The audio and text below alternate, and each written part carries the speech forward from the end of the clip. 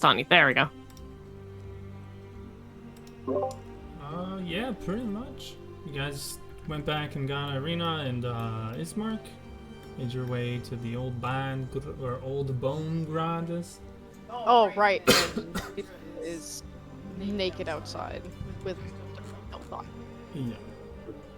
Yeah, wasn't she tied to the tree? What? Yeah. Oh yeah. I thought she was. Oh yeah, that's right. Yeah. I'm chained up to a tree naked. Yeah. So, the next morning does come, and if I recall, Tug was supposed to wake up at 5 with Jotun.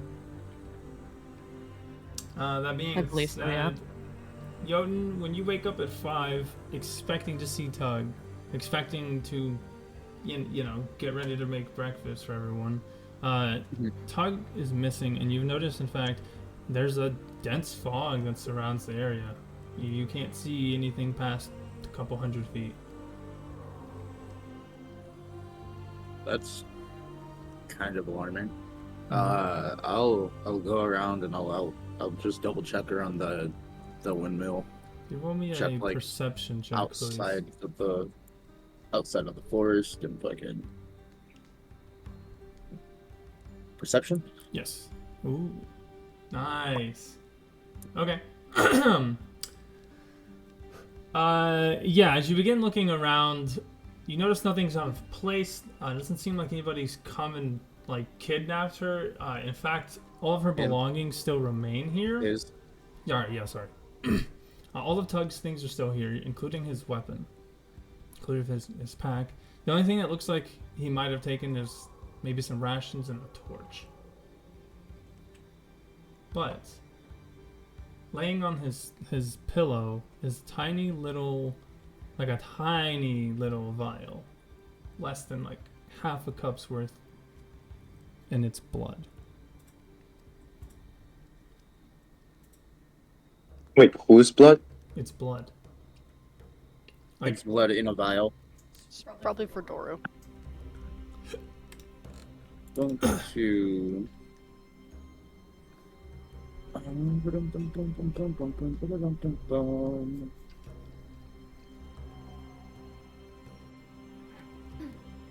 gonna leave it there. It's not mine to take. I know Tug is a pretty warm-hearted, you know, good person. So I don't assume that he's doing anything bad with it. And I am going to. I'm just gonna assume that Tug is out, fucking taking a long shit somewhere. Okay. You do see Doru comes walking through the fog, still wearing his ragged clothes, but he seems to be a little anxious. You can see that as he comes out, he's looking back and forth, trying to look around, and you can see that there is. Let's go. Oh, actually, I don't know. Oh, you see in his hand, he is constantly like sniffing and like petting almost a piece of purple fabric. And he notices you. Jotun, Jotun, we got a problem. As he comes running over, you see that he hands it, like he just puts it out for you on display. Tug was gone. I went to go to the forest, right? I was just trying to go find something to eat, and I came back and she's gone, or he was gone. I found this on the ground, and it was towards those footprints, and you do see what looked to be a track of footprints, roughly the same size as Tug's, leading off, just say eastward. Kind of just like footsteps disappear in the fog. They look like. You can roll a survival check to see how recent they were. Alright. Round 2 on that survival. You have no clue what. You have no clue how long these have been here. In fact, these don't look like tugs to you.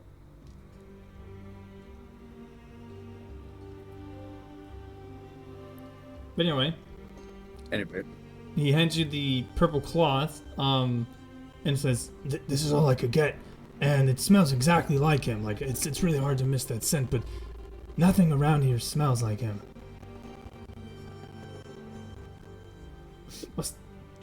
What's that smell? Ugh. Are you wearing a new cologne? No. You see he begins smelling the air hesitantly, but you can tell he's trying to find the scent, and then he looks down at Tug's... At the blood? Yeah, he looks at the blood, and you see that his nose crinkles at it. He furrows his brow, holding his nose. "Oh, that's disgusting. That is... Where did you get that? Did he have that this whole time?" I have no idea where he got it from. I just found it myself. I don't know what he's doing with it. It smells like really old blood. Like it's been dead a while. What are we gonna tell the others? What do you think the blood is from? I don't know. It could be from anything. God, oh, it's just so disgusting though. You don't smell that? No, I don't have a great sense of smell, to be honest. Oh, okay, fair. Yeah, right. Well, we have to tell the rest. We can't just, hide this. We'll wake the others, let them know. I'll get breakfast around and ready, and we'll figure out what to do once everybody's up and around. All right. Okay. Yeah, I'll perimeter around and see if I can't find anything. Okay. And as Jotun begins to wake you all, making you aware of Tug's missing absence, you can see that Doro is walking around the perimeter of the area, but he's a little you can tell he's a bit hesitant, as he will take a step or two into the fog, but he tries to stay out of it. You all begin enjoying your breakfast. At this point, let's see, what would it be? It's about 6:30. You guys got about 30 minutes as you guys all wake up and get ready for the day, and breakfast is made before the next hour hits. What do you guys want to start with?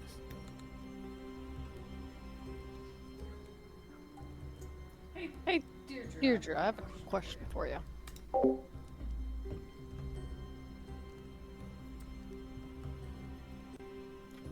Forgot I was back on push for a second there. What is it? We're going to Vallaki, right?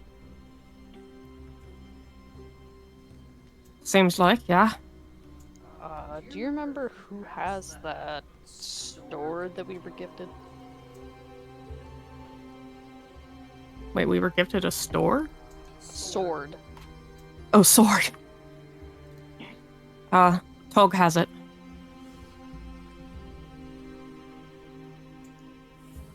So that means we're not going to be able to bless it before we get there. If you don't recall, I did say all of the items that he Yeah. left. Yeah, all of the stuff The is only here. thing that I said he might have taken was rations and a torch.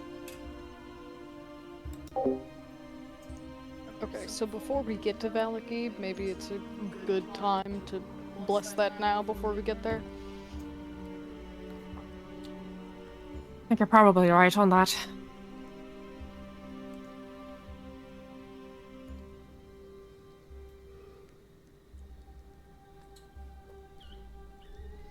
Gonna look at what options ceremony has, because I think it's mostly just on people.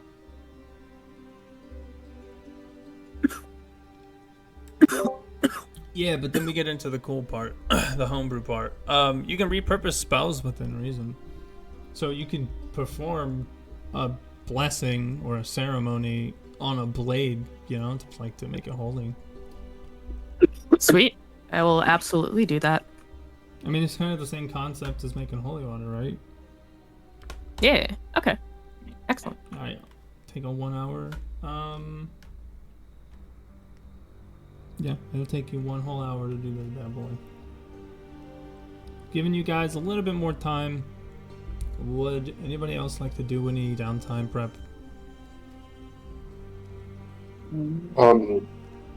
Could I ask Irina how she got bit? Yeah. I mean, not Irina. Well, you see, William, I don't recall all of the moments that I've had around him. They're fuzzy, hard to remember. I remember his pale skin and the lack of warmth, but I don't remember what happened. I just remember waking up in my own home the next day. The two incidents that had happened were, well, simple. I was merely walking back from a requisition from another town, ambushed, and woke up the next day with a curse. And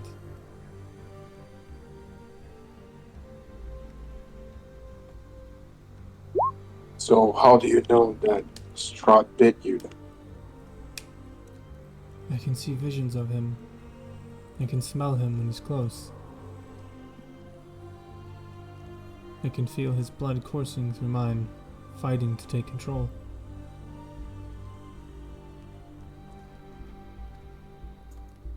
I do have a question for you as well, if you would indulge me.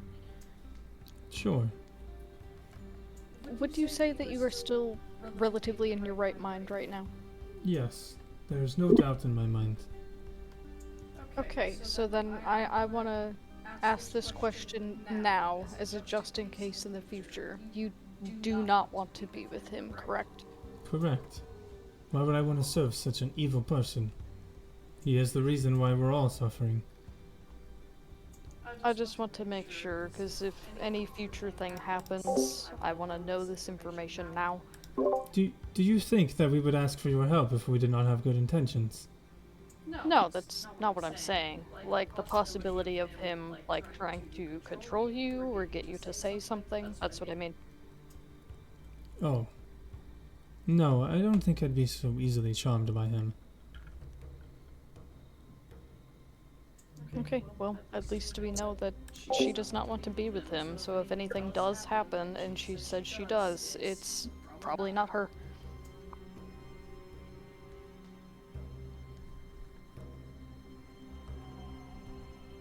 Any more questions?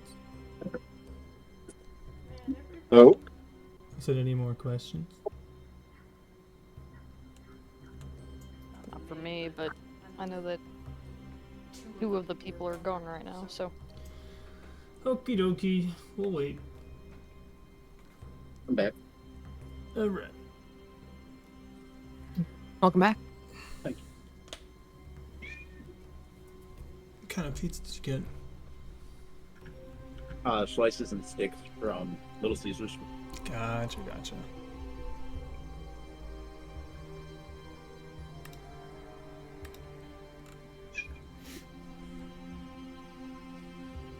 What are you gonna do with your new windmill, Jotun? I was thinking about turning it into a like a flour mill. A flour Plant mill? a nice, plant a nice farm there, like wheat, and just make a nice bakery. Oh yeah. Maybe remodel some of it. Fill it with cooking hags instead of real hags. Yeah. That's the way to go. That's crazy though. 20 and a 1. Yeah. Deadass. Get it out of the way. Opposite. Yeah, got to.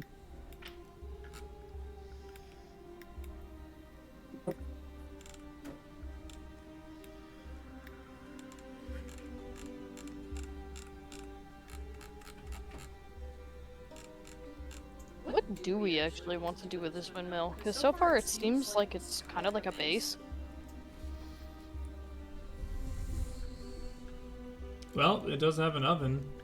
It does work. The windmill works, you just have to physically push it. I don't know. You said we pretty liberally there. I got the deed. Mm-hmm. I'm just kidding. I mean, if I can go sleep in a tree, I guess. Christ. I mean, You it's can a stick pretty tied to the tree with fucking with Daedra if you want. realistically, it's a pretty shitty windmill. Yeah.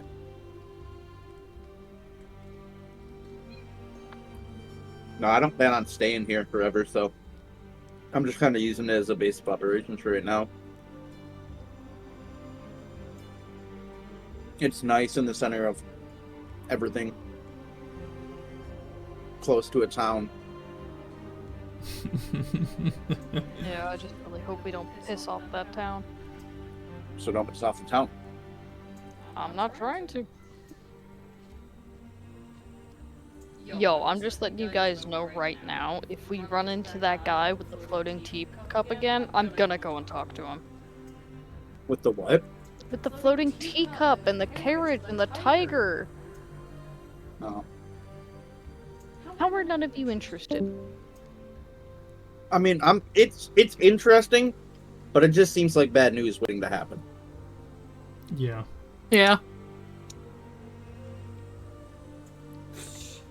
And we You have guys- so much on our plate already. No, it's side rail. I want to see what happens. I just want to talk to him, get to know him. The man has a floating teacup, for Christ's sakes. Like, That's cool. Don't get me wrong. That's super cool. But you're gonna wake up in an ice bath with no armor, weapons, and missing a kidney.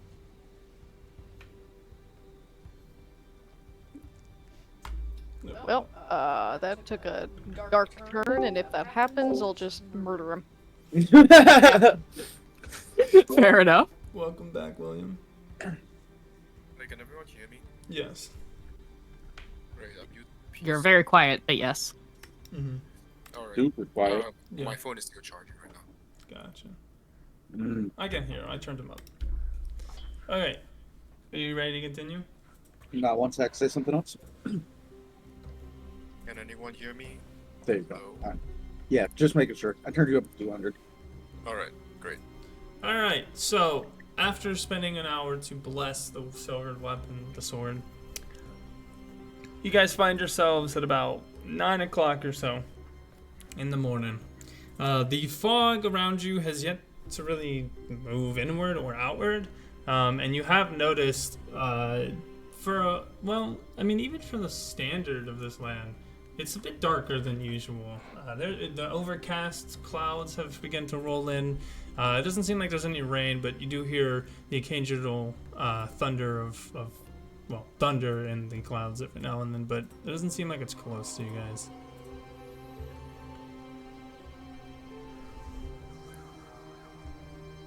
What would you like to do? I guess we should figure out a plan of what we're gonna do when we get to Vallaki, perhaps?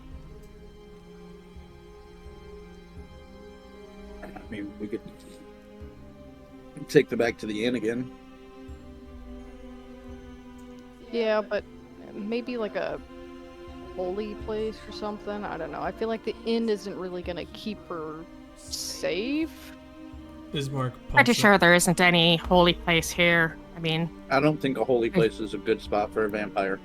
Right, and I don't think that there's going to be, at least with the way that I've been casting my spells, I haven't. The connections to the gods here it's very distant and weak. It's like, not to mention they seem to frown on anything connected to holy powers. You know, like the silver weapon. Or holy water, which is apparently illegal. You guys are all forgetting. I told you we're gonna go find the keepers of the feathers. They're enemies against Strahd. You see Irina chimes up.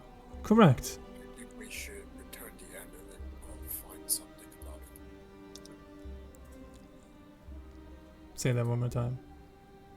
I was saying we should return the amulet. Remember the shopkeeper?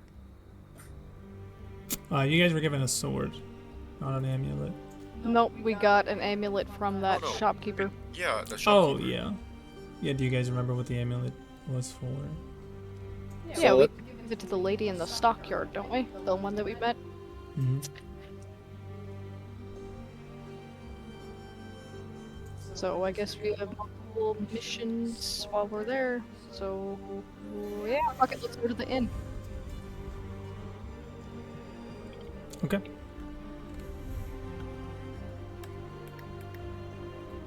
Oh, that's wrong. There we go.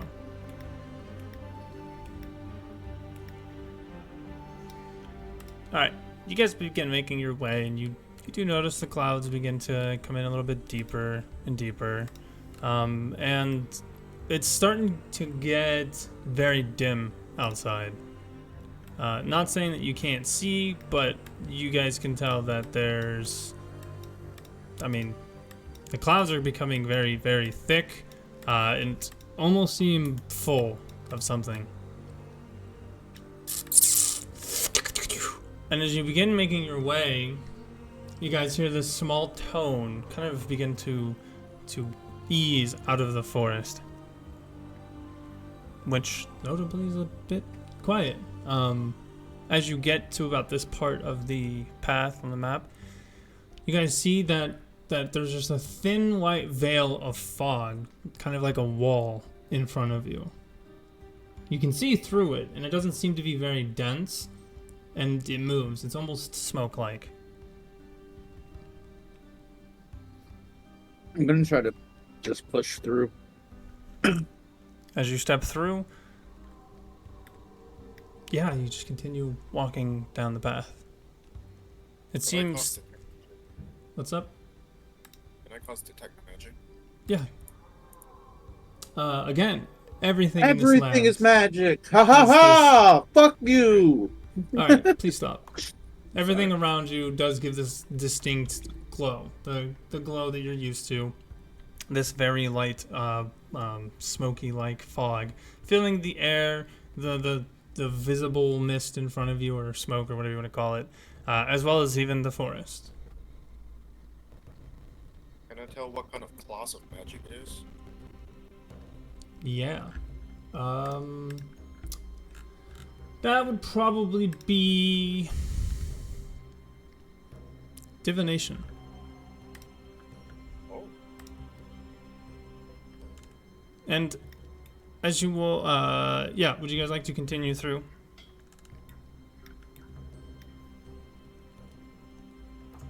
Sure, I'm gonna Tell hold my. everyone about there's divination magic around us being casted. You don't know if it's being casted. Well, I mean, like, You know what kind of magic is around you, but you don't know if it's from a direct source, like a spell, or like a spell that's been here for a while. right. I'm just saying, like, there's divination magic around us. Just like everyone know. Well, Since Strahd's supposed to be the source of all this veiling around this area, the fog and whatnot, do you think that's maybe how he's been keeping an eye on us? I think that is. Strahd said that he could see and hear everything that Doru can hear. There's that too, I guess. But I do believe that this is the work of Strahd. I think he's trying to scry us. But I say that wouldn't Go. you need a scrying object? I wouldn't put it past him to have one. I mean, we saw one in the witch's hut. Why wouldn't? Well, I hate to be the guy, but I was never bit by him. But somebody who was twice is in our midst. Could she be his scry? You see panic on Irina's face. What? What do you mean? He? That's not true. How?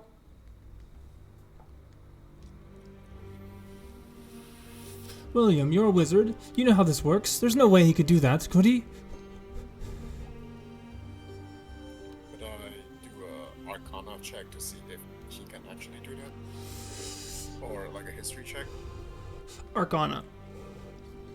You're determining if you understand how the scrying spell works. Yes, to see if he can use the blood that is in Irene to use as a scribe focus. Yeah, roll me an Arcana check. 21. Alright. So, I will bring this up so I can explain again. A scrying spell, it says it is a casting time of 10 minutes, has a duration of up to 10 minutes. The range is self. You can see and hear a particular creature you choose that is on the same plane of existence.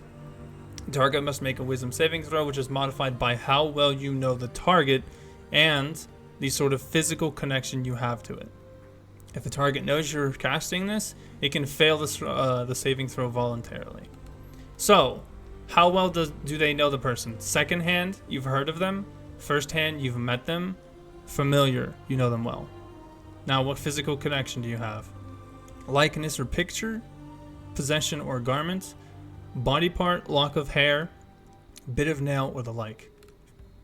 You know that the more physical connection and the more information about a creature somebody has, they can do this.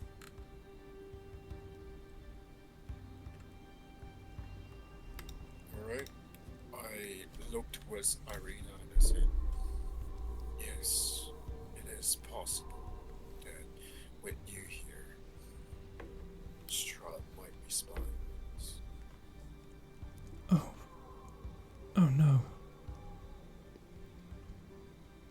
Then you have to cover my eyes and my ears.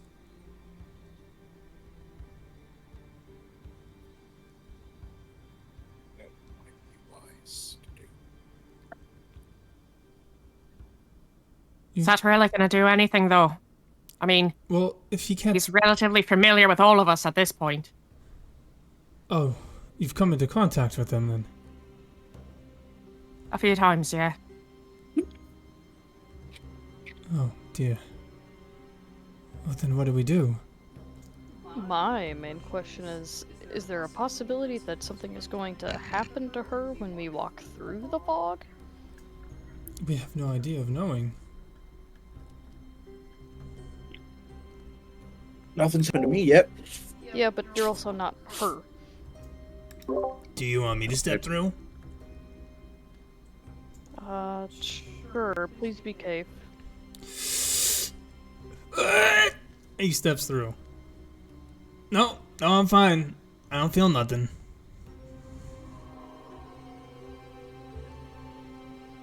Like, okay, so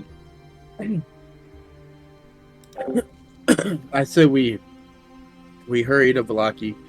We find the ravens in someplace safe, because the sooner we do that, the better chances that we have against whoever or whatever might be watching us. I know that right now we are just kind of sitting ducks out here in the open. Alright, I'm gonna walk through, but I'm gonna hold my breath when I do it. Alright, you all step through. Irina, Ismark, and Deirdre following. And nothing happens. But this tone, this soft bell, doom, doom, Can I tell where it's coming from? everywhere. It fills the air. It's low, it's soft, and it's not enough to make, or not enough to be ear piercing, or doesn't sound like a ward bell. It's just a soft chime.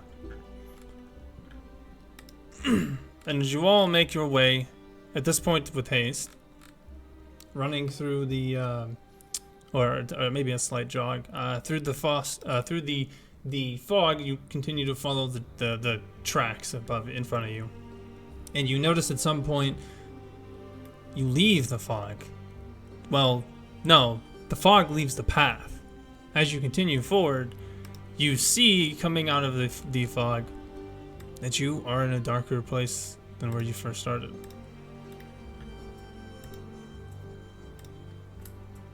In fact, looking around, it is very dark here. The clouds are still out, they haven't changed, but the actual lighting here has become dark. And you hear the sounds of running water coming from the north. A bit more gurgly than what you're used to, but loud nonetheless. The soft tone still ringing. Doom. Doom. Can I make, like, just an overall perception check? Yeah. What were you perceiving? Well, okay. You don't notice anything out of the ordinary besides the noise, pretty much. Around you, it's a dark forest. The forest itself doesn't seem to have any fog in it, but there's a bit of a shadow. Well, a overbearing darkness. Like it's not. How do I say this? Like it's not bramble. It's not fog. It's just really dark. It's hard to make out shapes, let alone even colors. So when you look into it, beyond the first couple trees you see, it's just this black wall of bramble and what you assume to be trees and things of that variety. Looking up, you can see the various tree tops breaking and stabbing into the sky as it's a slight gray to the sky, but you don't perceive anything out of the ordinary. Since I am blind right now, can I hear the party? You can. Okay. You can hear everyone around you. I just want to make sure that I'm going to stay, like, I'm going to try to stay close to them without actually lighting a torch, because I don't know what that sound is. I don't know where we are, and I don't want to alert anything. I'm gonna just whisper this to everyone. This is making me really uncomfortable. There's something about this place that I really don't like.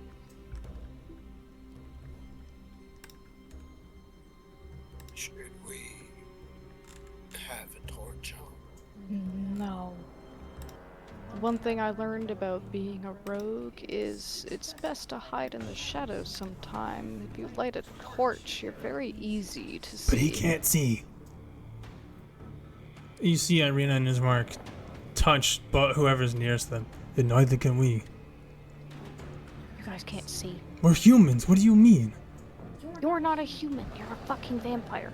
This is not Dora. This is Ismark. But didn't you say that Irina couldn't see either? Yes. But what? But isn't she a vampire? Can't she see? You don't know if she's a vampire. She literally said that she was a vampire.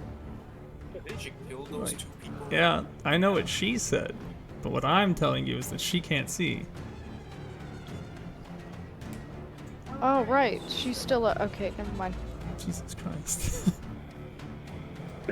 Being a paladin, would I know if vampires can see in the night or not? Because I'm assuming that they would be able to.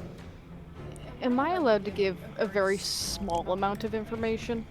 So, okay, I will give you guys all basic information. Vampires have stages of their power. Like Doru. He can bite things, but he doesn't know what he can turn into and what he cannot turn into. That being said, he has to eat, just not a very large amount. You guys don't know how long she's been bitten. You don't know if this is the only side effect that she has ever had experienced before.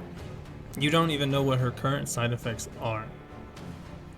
Other than that, I cannot say anything else. Literally, if I say anything else, it ruins everything. Okay, so Mugwort, you're gonna start stealthing? Oh yeah. Ismark says, what about us? Like, we still can't see. Take my hand. Anyone who can see is just gonna have to lead them. You guys want me to scout ahead, I guess? Guys, I take out my rope and say, everyone grab hold of the rope and we can travel together so we don't get lost. That's a mighty fine idea, William. And you all grab a length of this, I'm assuming it's 40 foot or more. Yeah. Okay. Of this rope, kind of keeping it close. You guys don't knot it or anything, but you do keep 50 one. foot. What? 50. Okay. Yeah, so you guys have this line just extending from the person in the back to the person in the front. Just kind of slack line hanging out, which means that everybody will have to use at least one hand to remain holding this rope. And Mug, I'm gonna assume you're not holding the rope? Actually, no, I was gonna say that I'm going to purposely be in the front because I am in stealth. Okay. Go ahead and take your steps forward, Mug. And everyone just fall in line.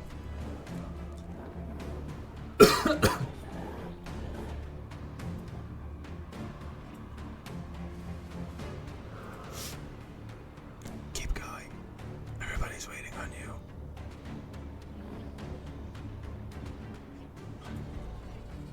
Keep going. I can't really see anything, it's just pitch black. I know, Is it I not? know, I got you. Just hold on.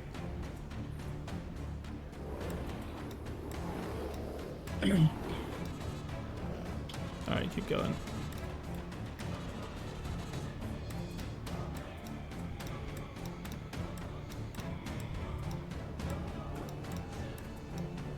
Keep going, one more. As we're going, Deirdre is just watching the tree lines, looking for anything that might be lurking there or trying to encroach on us. I'm also staring at the water. Just watching it.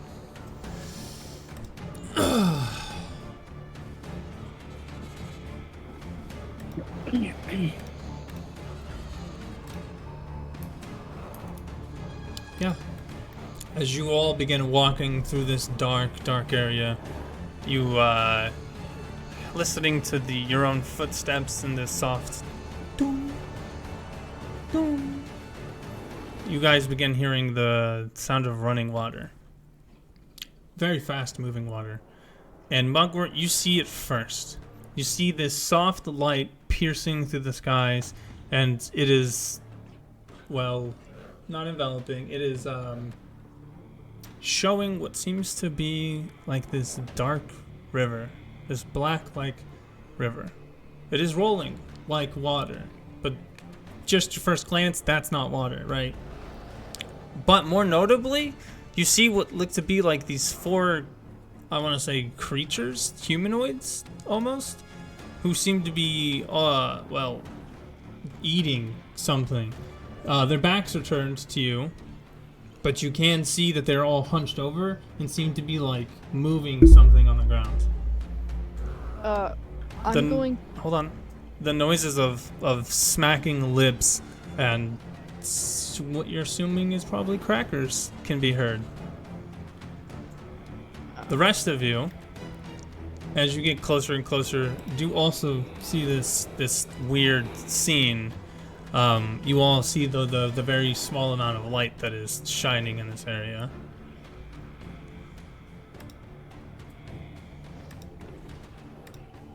Now, what were you gonna do, Mug? Who's the second person on the rope? Doru.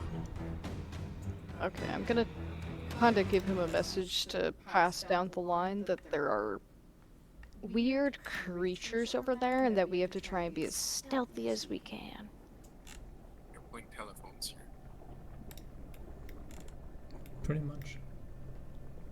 I don't know if these songs are the right songs. We're just going on a shuffle today. Okay. Can you please repeat what you said? I want to tell Doru to pass this on to the next person going all the way down the rope that there are creatures across the water and we have to try and be very stealthy. He turns around. Hey, you guys, do you see this?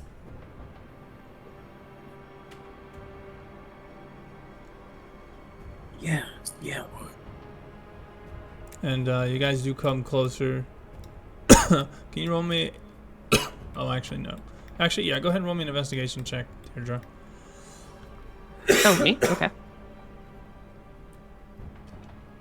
There it is. Good rolls tonight, you guys. These are indeed. Oh, This is just bramble inside. The darkness that's coming from this does seem to be natural light. Doesn't seem like it's produced. It doesn't seem like it's in one area. It spans a majority of these woods. And you get a really bad feeling coming from the water. Jotun, you feel this as well. The same fiendish energy that was given off whenever you guys collected the black ichor from the barrel has the same feeling here. So it feels like demon blood? Mm-hmm. Okay.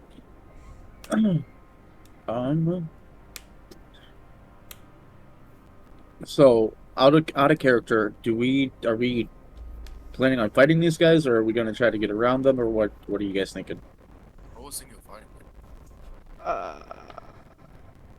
Well, out of character, let's actually look at the steps of things really quick. There's a weird pool of water that's apparently feels like demon ichors. There's 4 bad guys over there, and there's also a way around. Right, but aren't they dragging something? They were eating something. yeah, I they're- think Their backs Looking at are how- away from us. They're facing like this way. They are facing north. Their back is turned to you.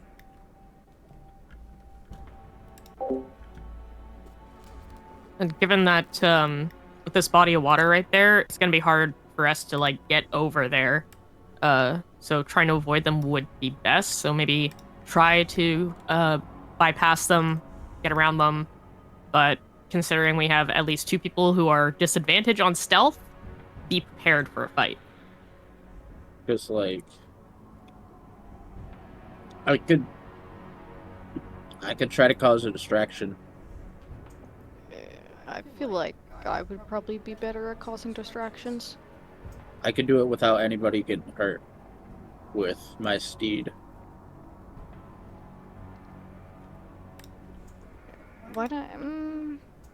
But I summon something to cause a distraction so no one would even be in danger of getting hurt. Okay, yeah, while see, we that's what I are was saying.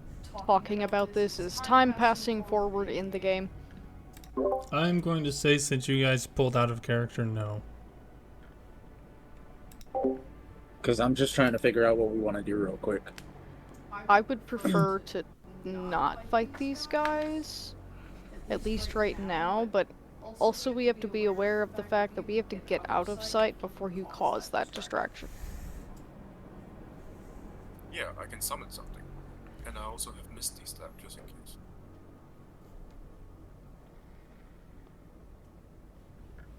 What do you have to summon? I can summon a Shadow Spawn. So I was gonna say I can summon my fucking steed and have it run, and I'll be able to communicate with it up to a mile. So I'll be able to have it lead them away at least, and then we can investigate this pool. Yeah, we can do that. But Mugwort, if you have a distraction that you would like to try, I can leave kinda that have to you. multiple. It's kind of like my whole thing. Go ahead. I'll leave the distraction to the rogue. Alright, well then, you guys need to get going first. Alright, so we're gonna jump back into characters. Yep. Everybody good with that? We know what we're doing. Yeah. Alright, cool. Alright. Nope. So As I'm you gonna- all begin Oh, I'm gonna that's look at right. Mugwort. Okay, Hold hold on on. 1 second. Okay, now that you guys have an idea of what you're doing, you all take 20-30 seconds to whisper amongst yourself. You all are crouched at the edge of this water, about 5 feet from the actual edge. And you can see the gurgling. The water seems to be almost climbing over itself to run down, giving off this foul, sulfurous smell. The chimes do get louder here, filling the air. Ismark and Irina tap you on the shoulder as you're all talking and say, "We're not combat capable. We have to hide."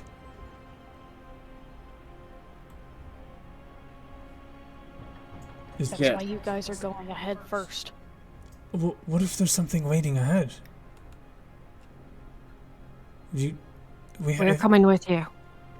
Okay, alright, that's fine. I'm the one who's being in the back. Okay, alright, I just wanted to make sure you guys didn't forget about us.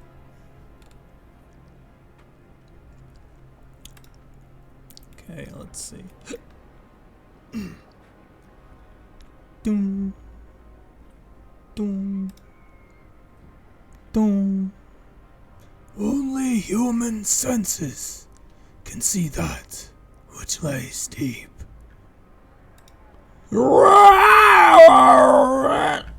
You see the 4 creatures, they all rear back, their backs almost snapping from the angle that they take. All 4 of them, not even looking at you, let out this large screech before you see that they go back on all 4s. Standing up, heads down, arms just swaying at the side, you see all 4 of them turn towards you all. Well, that goes to plan. You have 1 turn to make a move.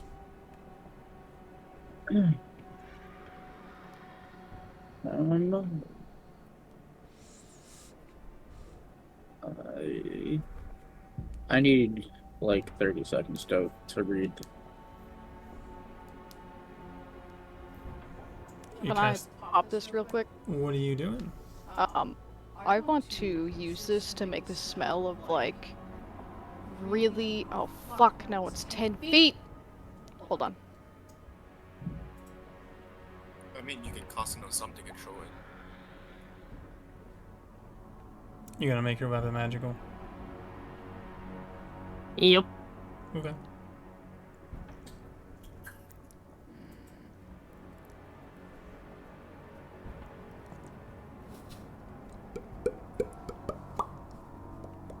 Is there a turn Oh, order? wait. No, you just get 1 thing to do. I take that back because I forgot that I since I gave Tug a silver weapon, I was using the Forge Blessing on myself from now on. So that Okay. doesn't actually do anything. I'm doing that instead. What are you doing? You remember that really fun, funky thing that we were talking about? Kind of, not really.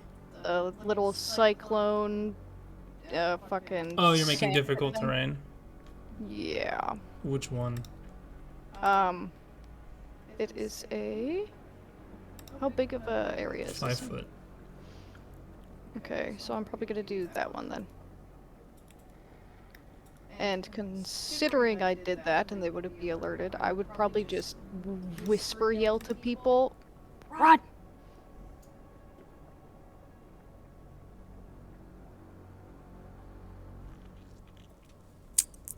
Alrighty. Instead of the other spell, what I'll do is I'll put Shield of Faith on what's her name? Irina. Yi. Alright. Bet. They're not even combat people. No. No, I'm just kidding. William, what would you like to do? I'm gonna cast Mage Armor just in case if we get hit. Okay.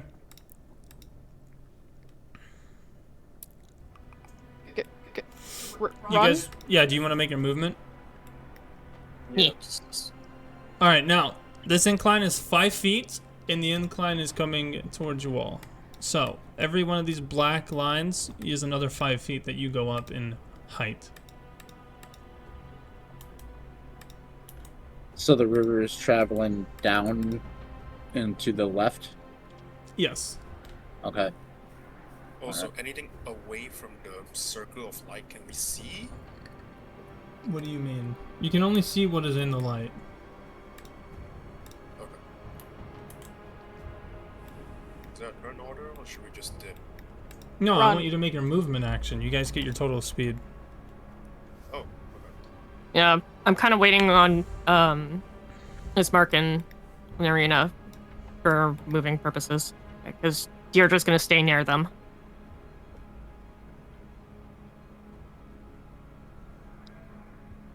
I'll be right here. I Jotun, will- run. Yeah. I'm gonna cast a moonbeam Where at? first, I think. Cast it on top of this guy.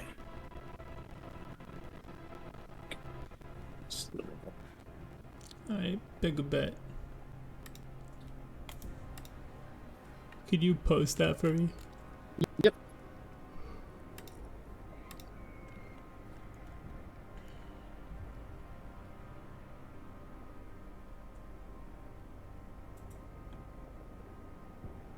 Cool.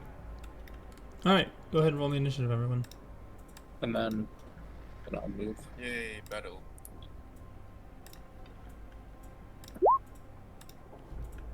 Oh, sucks. Oh, initiative, my bad. It's like he doesn't listen. It's crazy. Yeah, I Give him just don't care. -2 to it. 15. Okay, 0.1. Because it's the tiebreaker. Yeah, that's Oh, all. okay. It just adds your dexterity modifier, which I have a 0. So, so it gives me a 0.1. Like, say you have a +3 to your dexterity, you'll get like a 0.4 or a 0.5 or something like that. Got it. You can turn it on in the middle column of your settings. First box, towards the bottom. Just that. Oh, at dexterity tiebreaker. Right. Yep. Just that way you don't have to, like, if 2 people get a 22, you know. Let's get ready to rumble! Alrighty. As you all fling your spells, you see Irina gets this magical shield around her. You see a moonbeam come crashing down like a fucking orbital laser on top of the creature, which I gotta make a save for. Whoo, that's gonna hurt. Can you do me a solid, Mr. Tainted, and tell me what the damage on that was? 12. 12. Alright, cool. It hits. You see the creature gets hit by it. It takes a little bit of a step out as you see most of its body is pretty much burned. It's missing an arm and half of its leg. Yeah, damage Eat. is radiant. Yeah. And then you continue to hear the chimes. Doom. Doom. Why do I feel like it's coming from the water? Only the light of the gods can repel that which flows. Doom. What did you say? And then you see what look to be like 3 arrows suddenly appear in front of you all, stopping you in your tracks, Deirdre, Tug, and Jotun. There are these black, sick-like arrows. Not your normal wooden-esque style arrow. It looks like it's made with a black metal of sorts, with a very, very fine, tough feather at the end. And yes, I purposely did not repeat myself. Yeah, it's like those train conductor announcement. You can never make out what they say. Yeah, well, it's just it was the accent with, like, the mic kind of dropped the voice for a second. I couldn't understand So- it either. Yeah, it was kind of hard to make out what you were saying, to be honest. Okay, I'll be better on the next one. Alright, Mug, you're up. Am I aware of the fact that there were arrows that were coming at them? One is in front of you as well. Okay, I'm just gonna tell them to keep going up the damn hill, and that I have a plan, but everybody needs to be behind me.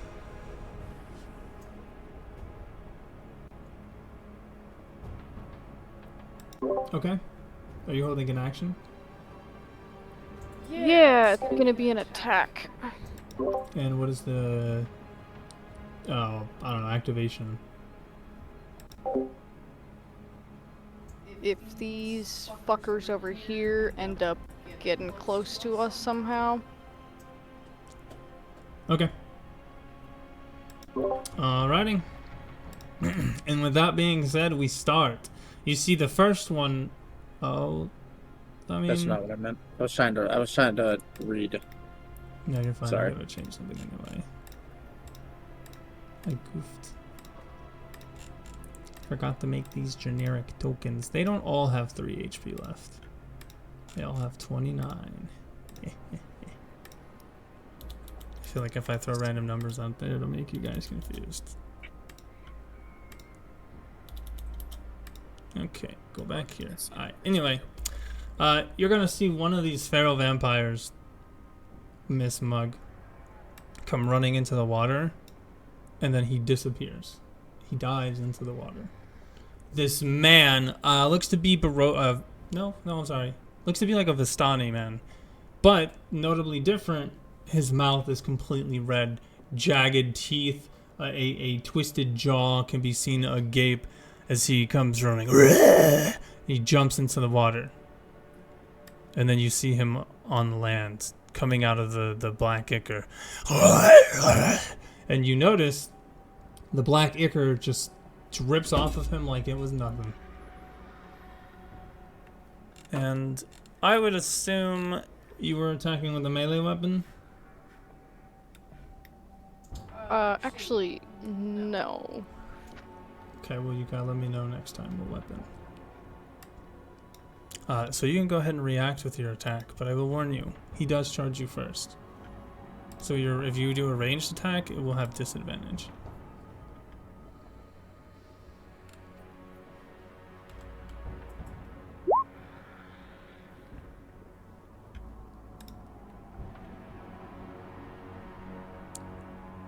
Tainted, you need to make me a dexterity saving throw.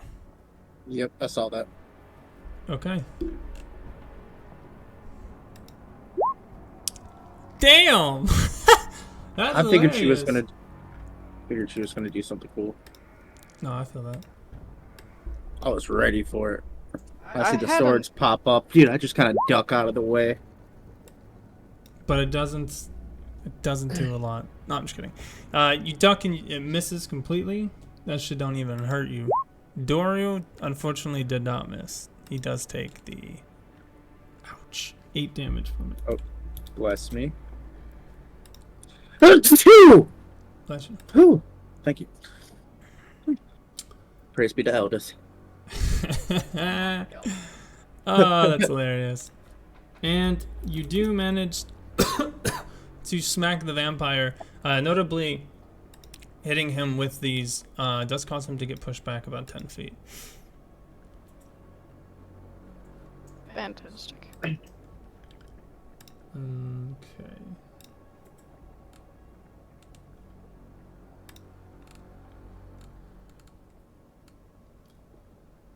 Oh, fucking Shiza.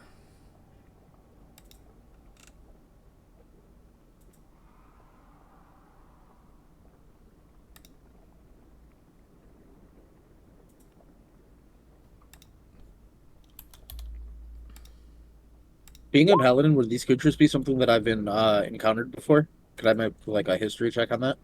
You've never met these creatures before. Okay. Jotun, you take Oh. 17 damage as an arrow flies out of the forest and it hits you right in the leg. All right. Can I? Yeah, I'm gonna stones endurance that and try to shrug off some of that damage. Go ahead. 12 plus my Constitution modifier, which I believe is 2. It is 3, so minus Okay. 15. You do take a good chunk of that out. Good job. Could I use my reaction to see where the arrow came from? You don't know. You cannot see it. Alright. And then you take another 18 damage. Oh, As it, Jesus. this one hits you same spot, just a couple inches away from your original hit. You have half movement speed now. We have Robin Hood here. These are some very accurate shots, but you can tell this is not a killing blow. Doom, doom, doom. All right, Deirdre, you're up. Okay. Let's see. Seeing that thing, I can't use any of those. I'm just gonna throw a sacred flame at this guy.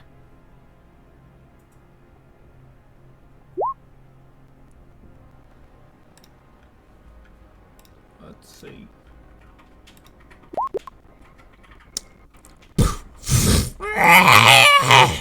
Your sacred flame hits the creature and he erupts in a flame of holy water.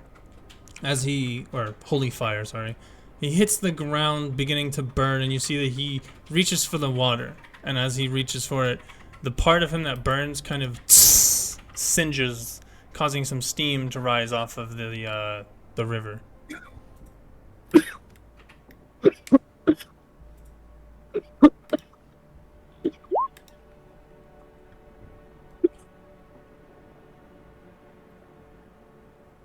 Okay. I don't think I have anything that's a bonus action right now that's worth it. So we're just going to move for now. Because we're still in the process of going up this way, I think. Mm-hmm. You see part of the river flowing here. This black, dark, ichor-like substance running about 6 to 7 feet across. Do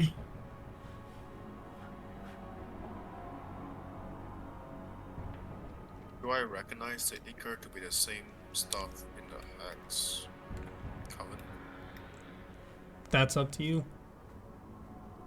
I can't tell you what you do and don't remember about things that happened in the campaign. I can give you some tidbits, but not everything.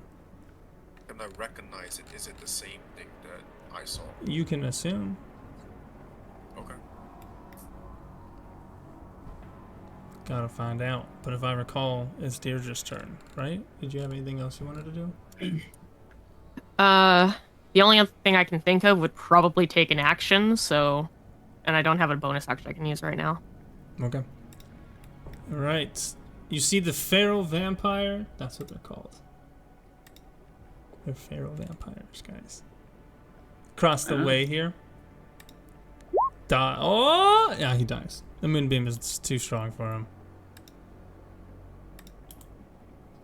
Can you get rid of this, please? The moonbeam? No. No. Oh, I thought I was going to say, No. no, I like it. It's purple.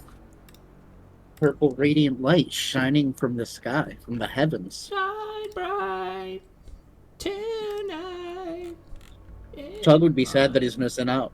Tug would be sad that he's missing out on this purple moonbeam. Bro, he really is. He's gotta be. He'll be okay, though.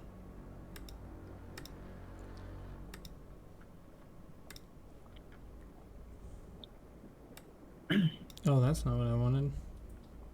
Hey, hikers. Okay. As you guys are standing here, you see what looks to be like some cheese. Just kidding. Cheese? Hold on. Whoa, that's a lot of cheese. I start eating it.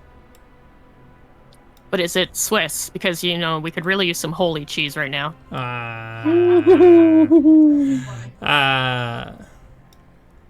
A bubble drops right here. A small force field appears. It's this thin, shimmering purple light. But it's not a force field. Jotun and William, you both are in this. Doru and obviously the two, Irina and Ismark, are in this. Yeah. You hear nothing. In fact, Mugwort, when you turn around, any noise that they were making, talking, whatever it may be, you cannot hear anymore.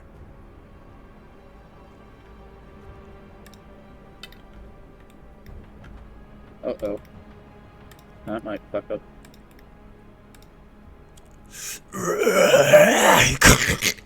You see the ground bursts open in front of you, Deirdre, as another one of these creatures rises from below.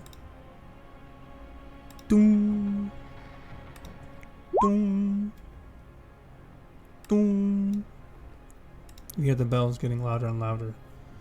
Only human senses can see that which lays deep. And Jotun, it's your turn.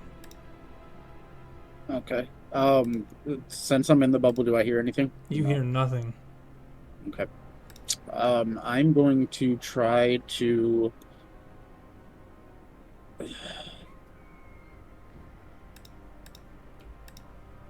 This is 15 foot. Yeah, I will run up past William here and try to get out. You finally Can I? hear, yeah, as you get out, you hear the chimes coming back in, hearing the end of a word, but you didn't catch them before. Okay. And then I am going to use my action to move Moonbeam over one. Do I need to re-roll for damage, or do you want the... Can you see it from here with all the trees in the way? Okay. To Stacy. I don't even remember. Oh yeah, you can move in any direction. Doesn't say specifically. Okay. Okay. Would he have advantage on that? No. He doesn't get advantage. And do you want me to re-roll the damage? No, because it's only whenever he ends his turn, or when he starts his turn on it. Okay. I was gonna say, if you want, you can roll the 2d10, or I can roll it next time, or we can stick with 13 if you want. I'll let It's you up to know. you. Anything else, my Okay. friend? I would like to hold my bonus action, Shield of Faith, for if anybody gets attacked, I'd like to cast it on them. No, because it is an action. It requires it requires a bonus action, correct? Yeah. Okay. And I'm gonna say no because it's not an action. You can only hold actions. And if you want me to go ahead and roll it, it would have to apply after they get attacked. No, it's okay. Okay. And then we go to William. Then I will hold. Can I Oh, hold yeah, go ahead. Misty Step? Can I hold Misty Step if they get close? Define close. So if they get within 20 foot of me, And so where are you misty stepping to? I will Misty Step to next to Dory up here, back to where I was at. Okay. All right, gotcha. Just a hold flank on the group. Yep. Okay. Now we go to William. William, it's quiet in here. Can't hear anything in this bubble. I will take one step outwards. Do I hear anything up away from the sphere? Yes, as you come out of the sphere, you do hear the chimes again, the natural noises that you were hearing earlier. Everything all seems to be fine and dandy when you step out of that little bubble. Do I see any enemies in front of me? No, you barely have any vision. It's pretty dark here. So you lack in dark vision. So that being said, there's a system in play. Whatever is dark here, whatever you can't see, your player cannot see. It is actually mimicking your vision, your real vision.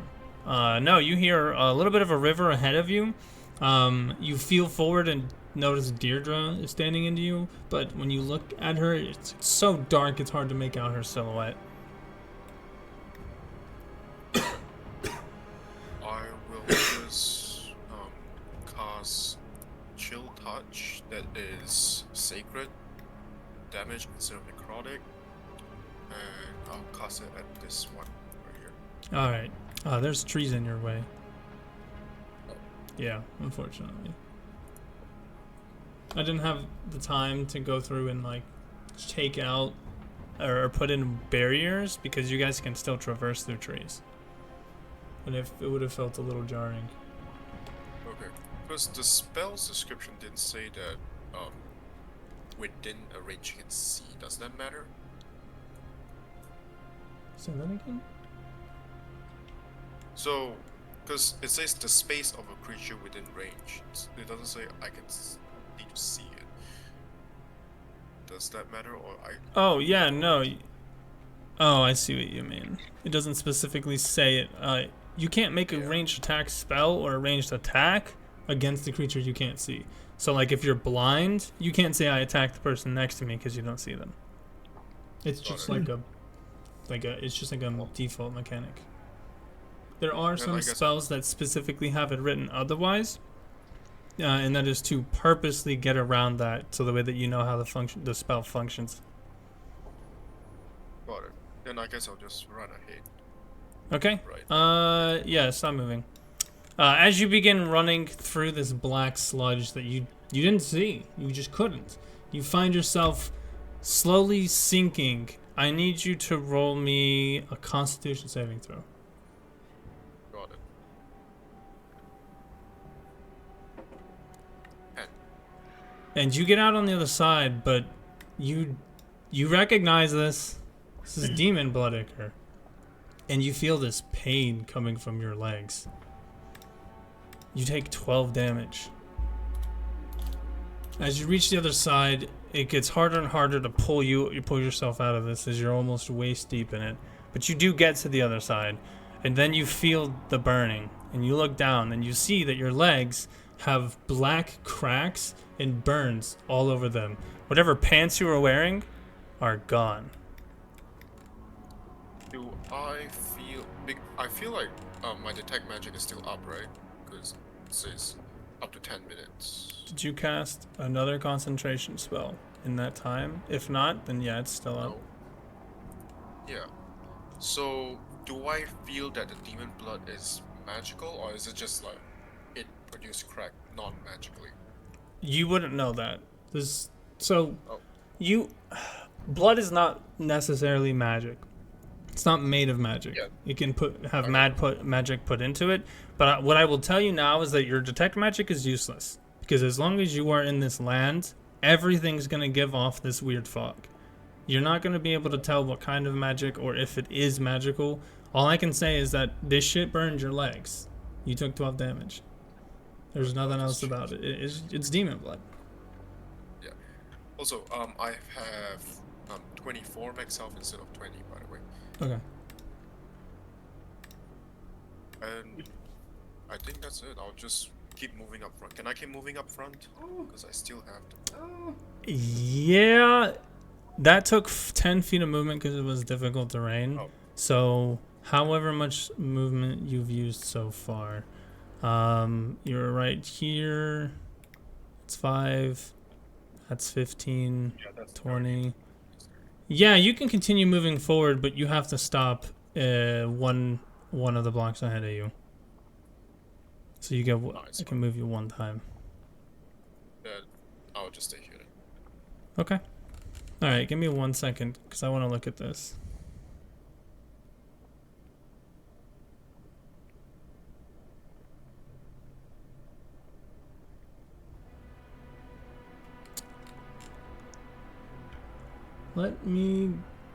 Yeah, so it does say when a creature enters the spell's area for the first time on a turn or starts its turn, it's engulfed in ghostly flames. Right. So I wasn't sure if it was like on my turn when I moved the thing there, if that was it entering the thing on a turn, or how that would play out. Because I I'm see what fine. you mean. Yeah, no, Yeah. roll damage for it. Okay. There's a reason why I go back and read it too. No, yeah, you're good. I wanted to make sure because it's a weird word spell when it's Bro, when they're long like that. It's like half of And- D&D and- is word. Yeah, It's, dude. yeah, it's... Bro, I make Yeah. so much shit up in this game. Yeah, that bitch takes 20 damage. Okay. Alright, yeah. So he takes his damage. William walks through the sludge. Deirdre, yes, you do see this. You do see the damage it causes as well. It leaves these really dark, bad looking, almost blisters, but not fully blisters. More of an acidic burn.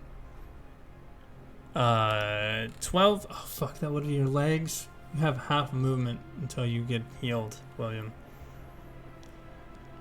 Oh, dear Lord. Okay. Alright. Oh yeah, I need to remember that I have half movement as well. Yeah. Let me put an image on it. On you. Yep, for okay. it. Let's go snail. Because it means Yeah. slow. Alright, you guys are slowed. Alright. Mugwort. You see one of these creatures, same thing. He pops up out of the water. Or drops into it and then pops back up. Ding. Ding. Ooh, excuse me. And he gonna charge you. What's he gonna do? Ha-cha-cha! Does a 14 When they hit? come for you, bad boys, bad boys. 14 hit? Yeah. I am at a 14, so yes. Okay. Take 6 damage as he claws you on the arm. And then he slices you on the leg for 5 damage. Oh, are you doing it? Yeah, I did it. Okay, well then I have to figure out what my actual HP is then. How much did you take out? I took the first initial 6 and then I was starting on the 5. And Okay, I got you. My bad. Fucking croissant. And you see... Get the fuck out of my goddamn way. The second feral vampire that was stuck in the rough terrain burns to a crisp. Alright. Mugwort, you get rushed by this vampire little thingy, and you don't hear anything coming from your northeast. But you do feel Yoru after you get those 2 scratches. He turns around, his arm's sticking out, but he is not, and he's just yelling at you. Or trying to, at least. And then he leans forward. Can you not fucking... Oh! I couldn't talk. I'm so sorry. Are you okay? Keep going. I need everybody fucking behind me in order to do this attack. Go. Okay. And then he comes running out. The fuck's going on here? Jotun, are you okay? I'm fine. Just go. Okay. And then you see Ismark and Irina come running after you, running past you, and you see Ismark and Irina stops to take breath, and Ismark looks anxious, and he says to Jotun, "If this goes bad, we might have to desert." It'll be fine. Just hold fast. Okay, just be safe. And we're gonna go back to the I top. yelled to everyone to take extra precaution when trying to cross the river, because It's not your turn. my legs. Oh, Yeah. Sorry. Okay, Mugwort. How do I do advantage on that? You don't. Spells that make things make saves do not get advantage because you're not making an attack. You just rolled damage. That's the only dice that you roll for it. So, you roll it in a 30-foot line going forward, yeah? Yeah. And if I'm correct, a stream of acid will emanate. And each creature in the line must succeed on dex save or be covered in acid. Oh, it's a line? And a creature covered in acid takes 2d4 damage. Yeah, it is a line. We didn't need to be behind you. We've been fine. And boom, you see a caustic line of acid splaying on the ground. As it hits the black ichor, you see that it doesn't really do anything to it, but the rest of the land, or the land near the edge, or the bank, is covered with acid. This creature, how is this creature feeling about it? Okay, he does dodge it. Yeah, he does dodge it, but he does, like, he kind of, like, turns to the side as you throw this acid at him, and then he steps back down, paying attention to not step in the acid that's now below him.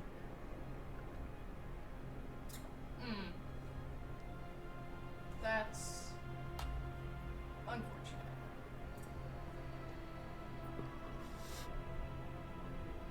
You gonna get the fuck out of here? Yeah. Go ahead. What is this is difficult terrain, so... Oh, no, you could walk up here, just chilling. Like, all this is fine. Alright. You walk up here, that's quiet. Quiet as fuck. Can I tap Jotun on the shoulder? Yeah.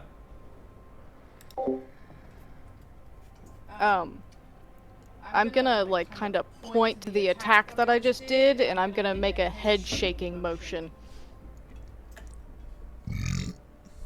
I'm gonna pat you on the shoulder, kind of looking like a little sympathetic, and just give you a thumbs up, you know, and be like, "Don't worry, it's okay. You did good." I'm just gonna motion to the fact that I can't fucking hear you. I'm gonna point, and I'm gonna give you the okay sign. You okay? Thumbs up. Alright, she's just gonna enthusiastically nod and then also put a thumbs up back. While turning around to stare at this thing because she can't hear it. Oh, that's fantastic. Okay. Alright. William. You hear the screech. You hear the rustling of leaves. Snapping of twigs. Crack, crack. Getting closer and closer and closer. And then... Boom. You're grabbed. You feel this quick movement just completely just jumps on top of you. Your arms are pinned by legs. Actually, no. You can feel your arms at your side as legs are on your stomach, using their knees to pin you down. What do I see in front of me? Like, what's pinning me down? You don't see anything but blackness. You feel this stench of death coming from something. You hear the soft growl. You feel saliva dripping on your face, burning as it lands on your skin. And you take 6 damage. Can you roll me a Constitution saving throw? Sure. Another one. 5. Deirdre, you see William gets pounced on by one of these creatures, immediately taking him to the ground. And as it sits there for a second, his prey squirming, he eyes William before you see he takes a big chomps out of his neck. You can see blood coming out of William's neck now as William lets out a scream, and you can see that this creature is now chewing on the chunk that he took out of him. Gregor, how many damage did I take? 6. So, when you add that 4 max HP, you didn't add to the current HP? So Oh, right you now, want me to go I'm ahead just and... at 6. Yeah, you're right. Yeah,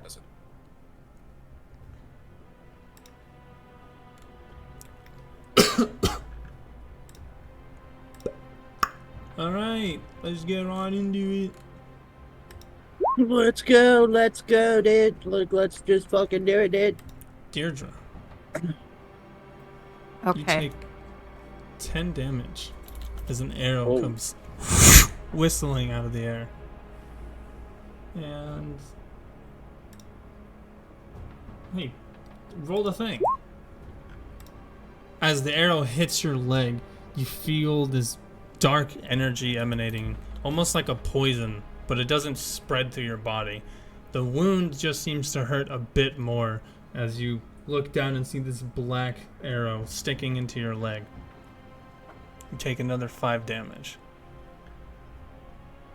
Okay.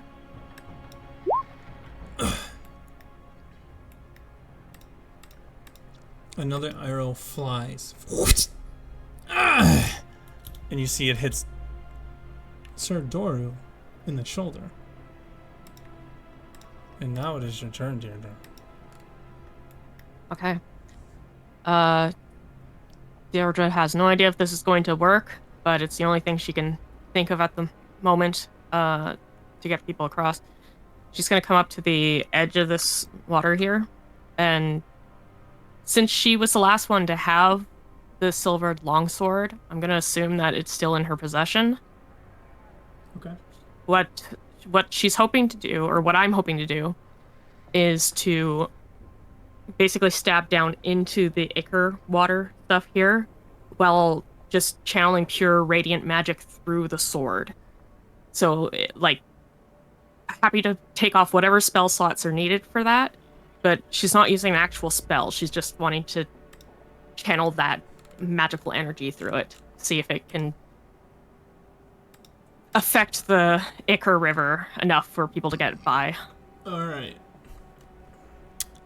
You stick this silver sword into the river, and you see that as it goes down, it causes steam to come up, which is very hot in your hands. And you keep pushing and pushing until you find yourself now at the edge of this, laying down on your chest. At this point, maybe a foot of space around this sword. It does not have black ichor running through it. The black ichor is actually separating around it. But you do note it's deeper than 5 feet. Okay. Well, I'll yell that back to the others that this water is deeper than 5 feet, but so I wasn't able to channel the radiant magic through the sword. So, having already blessed it, you do still have a magical connection to this in some way. So you weren't necessarily channeling, you weren't able to like put more of God's power into it as much as you were able to enhance what is already in it. But unfortunately, it was not enough to completely dispel this river. And I will mind you, this river is about 7 or 8 feet wide. Yeah, it wasn't so much that I was hoping to dispel it, just to disrupt its flow, basically. But okay. Gonna curse, because that did not go as she was hoping. And yeah, relay that it's 5 feet deep. But William is in fucking trouble. We need to get to him. She can't heal from a distance. That's fair. And I'm gonna assume that was with my action. I will take your bonus action for that. Okay, in that case, in a desperate attempt, sacred flaming that thing.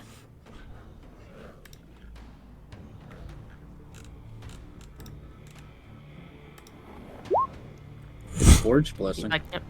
You go to shoot your flame and you see the creature looks up in time, jumping off of its body, completely dodging the bolt and landing backwards 5 feet. What's Forge Blessing?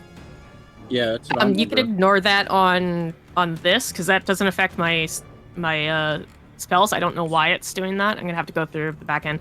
But Forge Blessing is one of my Forge Cleric things where I can basically make a weapon or piece of armor as a +1 magical each day. Nice. It's because That's what you were doing to the sword? Yeah. Okay, It's a that's global that's damage. what it was doing to Tug stuff. It's because it's a global. I don't know if they have specific Alright. modifiers, like magic or ranged or melee. Everything is global. That's all. I don't know fucking why. Yeah. Okay. So yeah, on spells you can ignore that. All right. So that will end your turn. Again, the bells continue to chime. Doom. Doom.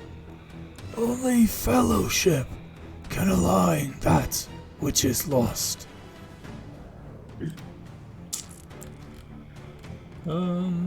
Ba-da-dum, ba-da-da-dum, ba-dum. Bum, ba-da-dum, ba-da-dum. Oh, actually, hold on. No. I don't wanna.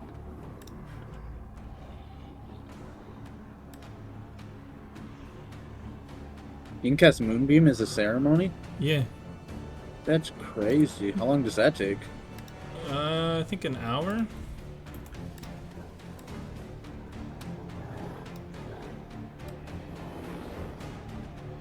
Yeah, we'll go just right here. Out of nowhere, the bubble disappears, and you guys see out of the sky these black masses dropping, and they explode, hitting the ground. A bundle of webs coming from 4 of these objects, and now the entire area is covered with webs. It is now difficult terrain and lightly obscures the area. Chris, dude, I can't move. It's already halved, and now it's difficult terrain, so I have 7.5 movement speed. Yep. And it's your turn too, Jotun. Awesome. They're flammable. You could burn it away. I could. While setting everything else on fire. Yeah. That's, In a yeah. normal world.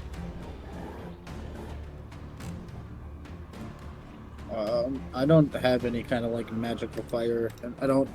Want to torch it? I could, but I don't know.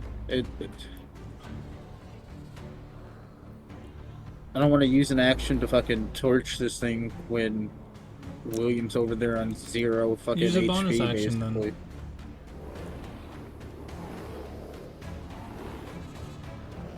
Alright, I'll bonus action. Light a torch. I'll try to burn some.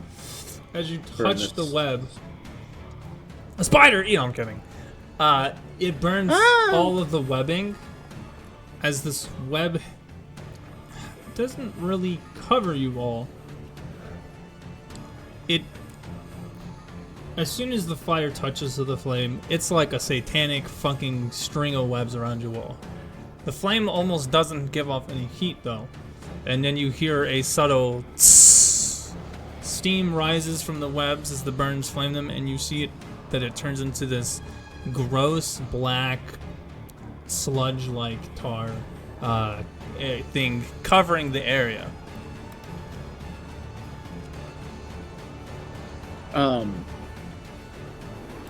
That bell, does it sound like it's coming from anywhere yet? It's louder here. Warmer is what I would say.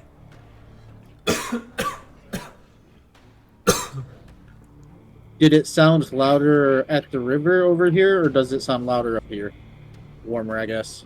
Up here is much louder. Much louder? Okay. Yeah.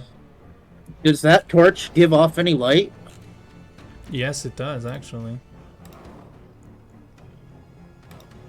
Assuming you're still gonna hold on to it. Yeah, yep. Yeah. I use it to... Yeah. It will give you 10 feet of bright light and another 20 feet of low light. Okay. Oh, it's beautiful. Oh, perfect. Alright. Oh, what the fuck just happened? Whoa. Okay. Good. That was super weird. That Yeah, was super sounds good. fucking weird. Can you roll me a perception check? Yeah. Oh, give me a sec. My character sheet's a little messed up. Yep. Perception. Where are you? Right there. God damn. Ah, damn, indeed. Okay. Anything else? Yes. So that was my bonus action. I'm going to use my action to... Oh, I won't be able to.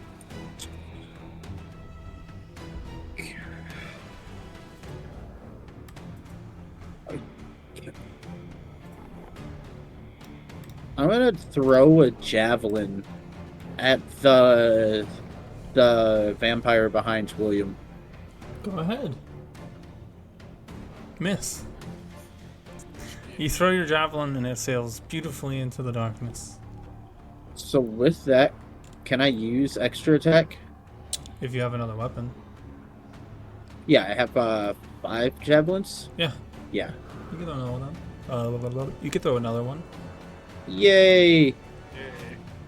Yay! Roll damage.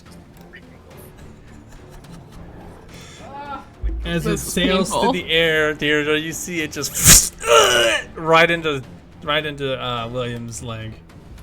Great.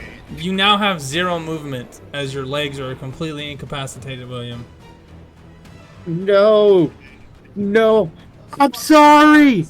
I didn't mean to, I'm sorry! How could you? And we Throw go it back, I need that! we go back to you. You're up, William. You cannot move. You can. Did you have anything else that you want to do, Jotun? Yeah. I am going to move up to this riverbed. Okay. Can that be like right here? No. Right here? No. If you touch any tidal here. with water, you're in water. Okay. Alright, yeah. So I'll move up 10 feet right there. Okay. All right, William. You have the blood that was coming from your neck has stopped flowing, but you can feel something missing. You also look up, and just like Ace Ventura, you see there is something sticking in your leg. Great. one in each side, Oh, dude. You cannot stand up, so you cannot move. But you can swivel around 360. You can still use your bonus actions and actions. Yeah, don't worry. So, in a panic, William just looks around to see the nearest clearing, which is right here. He's gonna use his Misty Step, and he's gonna teleport there. Oh, look at him go! Shoo. You see that he teleports. As you land, you snap your legs a bit more. Right. Okay. I'll just be alright, and as an action... We can have Daedra make you a wheelchair. Oh no! I mean, I literally could. Alright. I'll just do a freezing sphere and this thing right here. Go ahead and draw a circle and throw it at him.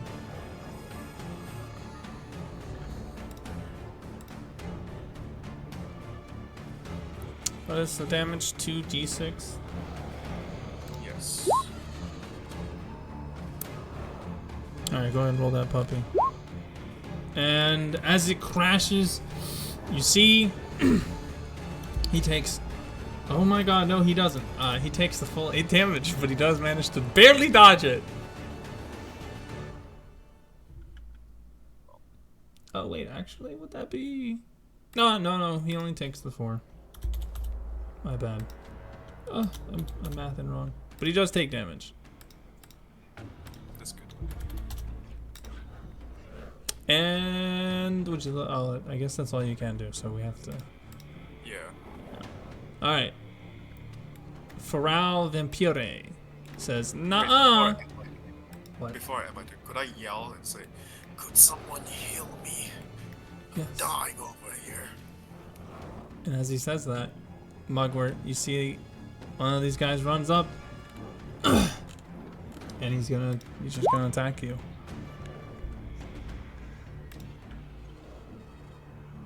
You take 9 damage as he slashes you across your back, your face, and then he just screams, baring his face at you. Can you roll me a athletics check? athletic. As he goes in to grab at your neck, you just manage to push him off of you. You see Doru getting hit by the arrow and seeing the swiftness of things happening. He looks around and goes, "What the fuck's going on here?" As he runs down, he's gonna turn and goes, "Mug, you need to put up something to protect us, or we'll find out whoever the fuck is shooting those arrows.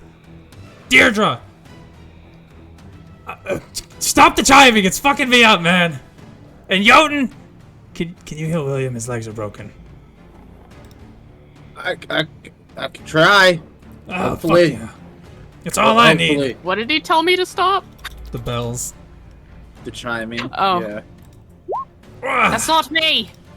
Oh, well, I remember you and the bells, so I had to assume, but as he takes a swipe and hits the vampire, almost hitting his jaw.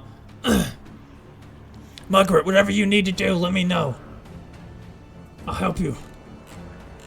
I need to touch this fucking thing, whether it's with a weapon or with my bare hands.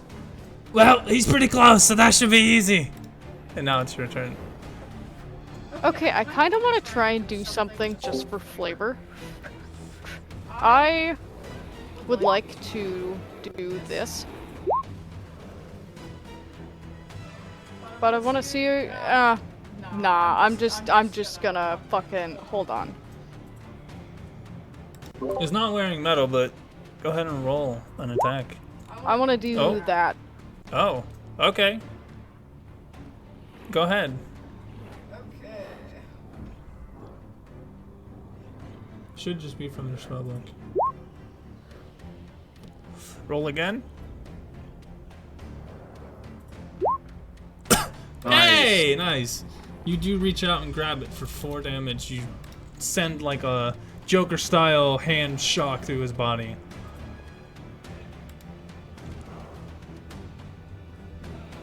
It is larger than you.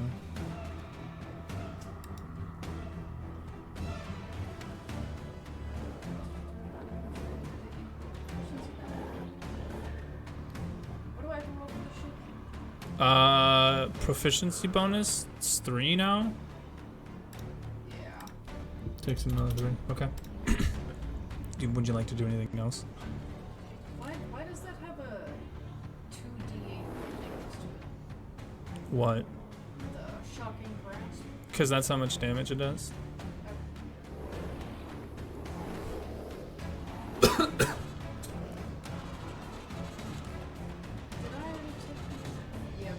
Yeah, because once you reach 5th level, it increases by 1d8. And then another 11th level, it'll be 3d8, and 17th is 4d8.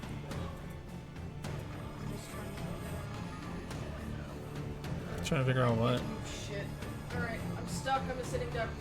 Okay. Deirdre, you see the Pharaoh vampire comes running through the water to you, just skipping over it like it ain't a damn concern. That was his roar. He misses. Okay. Wow! He's gonna miss again.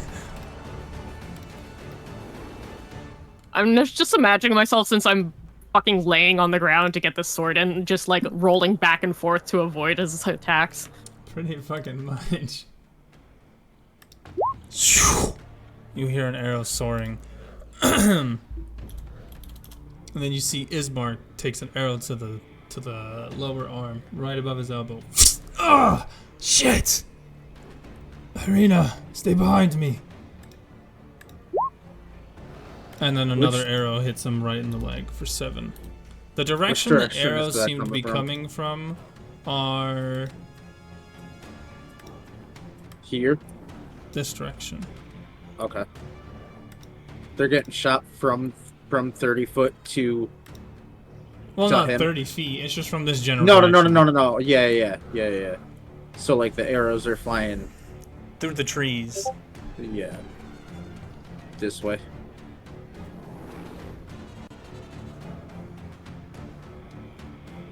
Cool.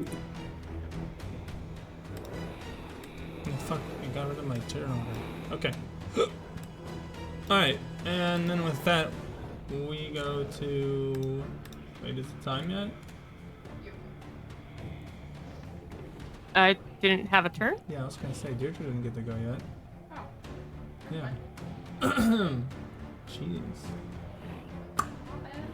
Hey! Let's go with this one.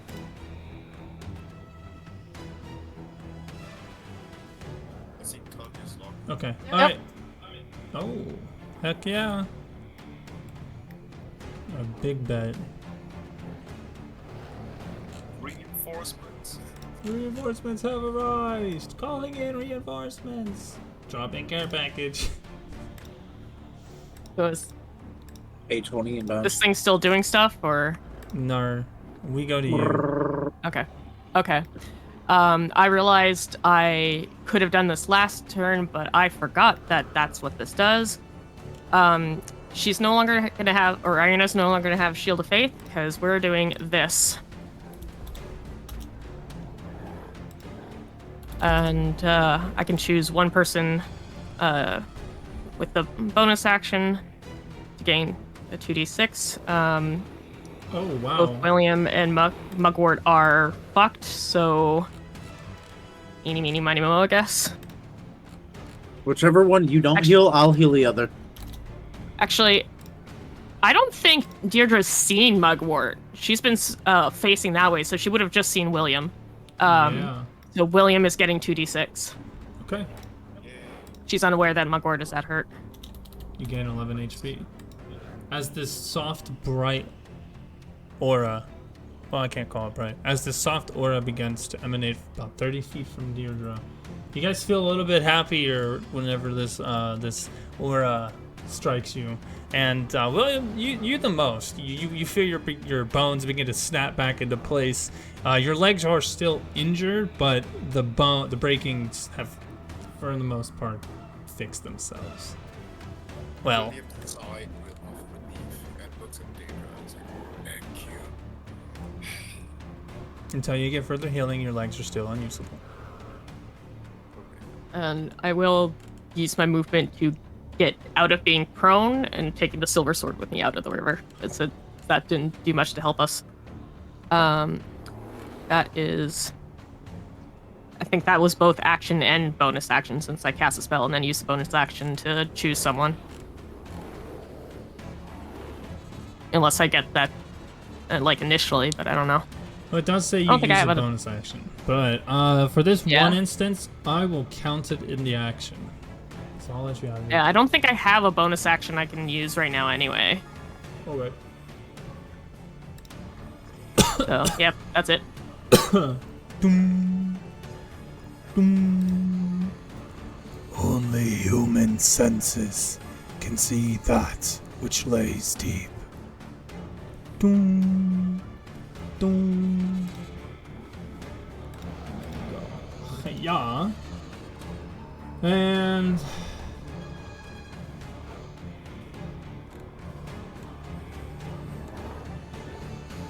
you suddenly see this weird, almost,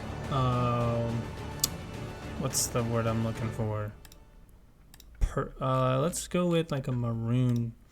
Yeah, I think a maroon, or maybe a red. Yeah, let's go with the red.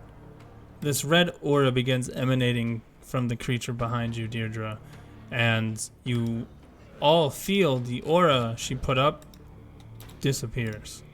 In fact, any magical effect within a 10-foot radius of this creature disappears.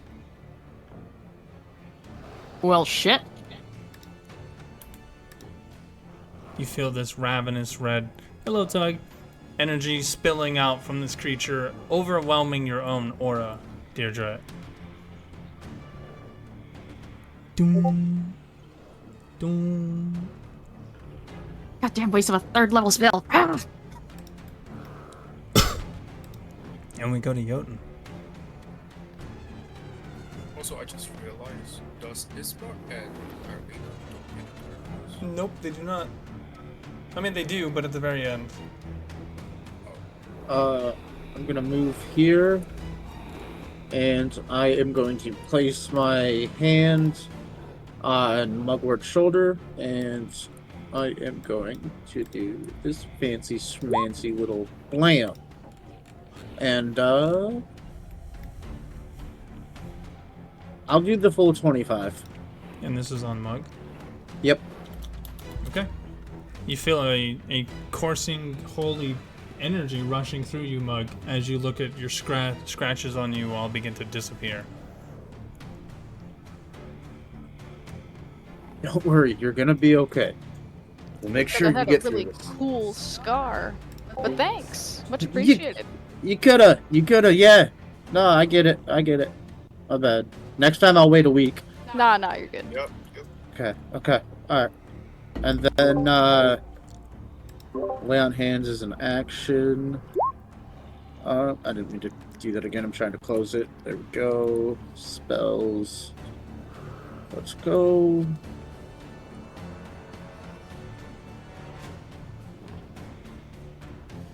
With a nice little bit of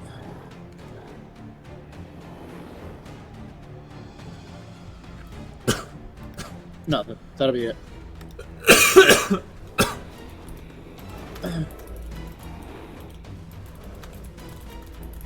Alright, give me 1 second. 1, 2, 3, 4, 5. You lied. That'll happen.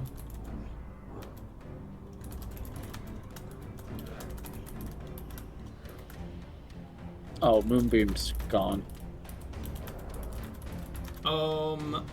Yeah, that's right, it is. Well, no. Because Yeah, the that's magical for a effect minute. is... Oh, only a minute? Oh, Yeah. yeah. It's definitely been a minute. Yeah. It was gone after the third attack.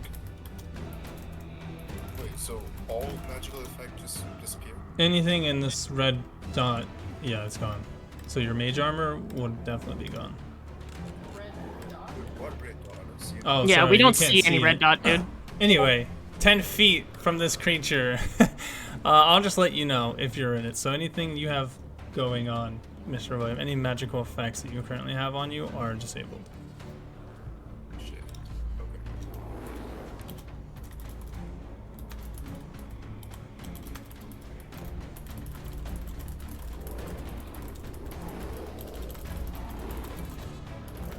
Ten foot. Alright, so William, it is now your turn. What would you like to do? Right. And I noticed that my magical effect has gone. Do I notice the extent? Like, can I still cast magic? You don't know. You just know that, well, you were casting a spell, or you did have a spell up, and then you felt negative energy. Uh-oh, this is really fat. Fuck it, we're rolling with it. Oh my god. I put that square there for you. Yeah, I saw that. I was gonna use. This is fucking scuffed. We'll use the square. You need to get can- the templates back and Yeah, I was thinking about that earlier today. I just have to go find them again. You can assume that casting magic in this small field will not work. Okay.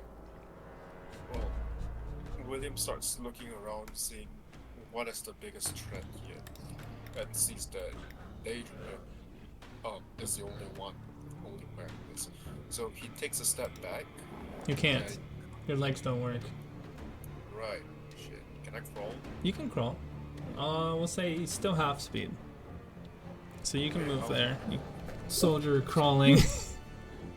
Yeah. Just desperately crawling backwards, and I cast Shield Touch on this. Ooh, and that will hit. What kind of damage? Sacred. Okay. That'll deal 10 damage to the creature. As this ghostly hand reaches up and grabs and tears at it, Deirdre, you move just in time to see it, and you watch as it puts a nice big old radiant burn on its chest. Ram! Yeah, that's it. All right. Boxing match of the century, folks. In the blue corner, we've got Pharaoh Vampire standing at a size of 5'6". He guy's gonna swing twice. And Jotun, you watch as he punches Miss Mugwort in the face for a 3 whopping damage. And That's then insane. another one, an uppercut to the chin of Jotun for 5 whole damage. We got a real roughhouser here tonight, folks. Oh, but then Doru, killing intent in mind, says, "Fuck you." Go ahead. In response, Of course you would. I would, dude. I can't let Mugwort get hit like that after I just healed her, bro. You're insane, dog. You're insane. You gonna reject her damage? Yeah. By 1d10. I'll roll that right now. Plus my proficiency, so it's 10. Completely knocks. So as you swing your shield forward to stop her getting hit in the face, he's sneaky. No, Mr. President, hits get you down! Doosh, right in the jaw, and he's celebrating because he hits you, and then you see Yoru swinging out of nowhere, a left hook across the face of this creature, snapping its head back. As the creature turns back to him, you see that he primes his fist, and he misses. A nice little breeze giving this man a haircut. And we go to Mugwort. What do you want to do? I actually want to ask something from Jotun real quick. Yeah. Can you catch me? Oh, yeah. Oh, yeah. I'm gonna do something real fun then. I'm gonna use this first. Okay. Elemental air, And dude? I'm What? going to try and, while I am up in the air, I want to try and yuck a chromatic orb at this biatch, and we're gonna go with the 2nd level. Okay. Wrong thing. It's not Windfaker. Yeah, it's the other one. How high are you going up? 10 feet? Yeah. Okay. You see that Mugwort, she squats real low, and she gets in this weird stance you've never seen before as this, what kind of damage is it? Acid, cold, fire, lightning, poison, or thunder. We're gonna go with fucking lightning. As this ball of lightning begins charging in between her 2 hands, you see that she springs forward, or springs upward 10 feet in the air.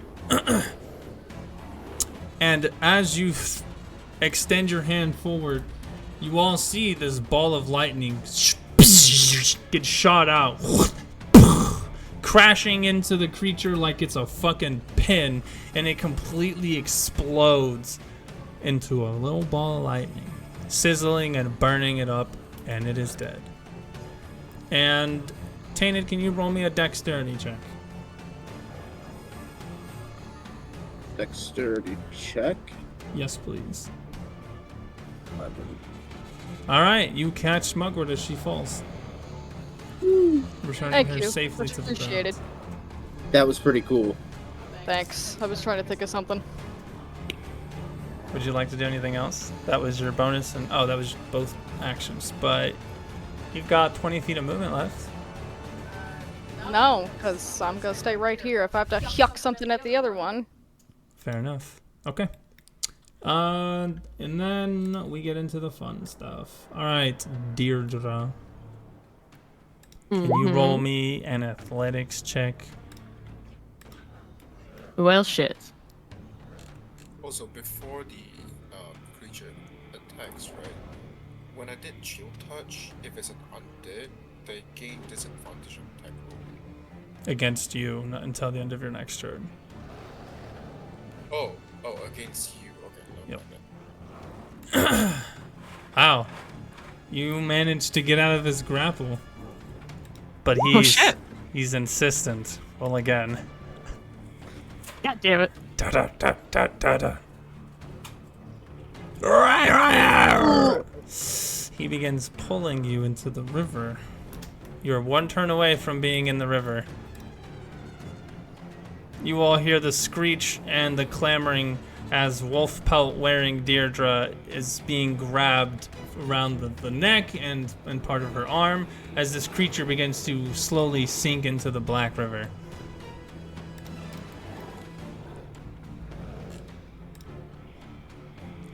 And then out of nowhere, can you give me a war cry, Tug?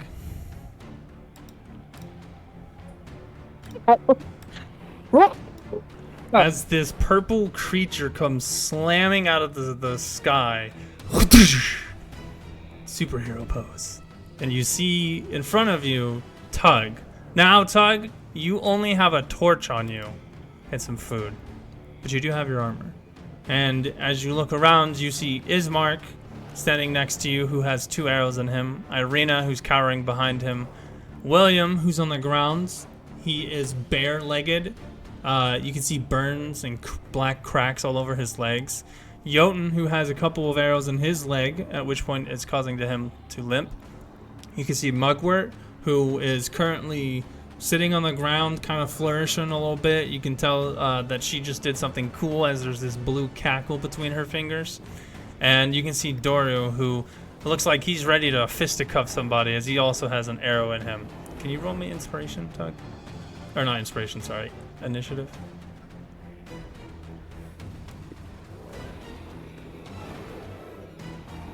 Okay. You still make your entrance. You know what? Roll one more time. I'll take a 9. Initiative's not my thing. But what do you say whenever you first enter? We'll give you a second, Tug, to kind of like look around.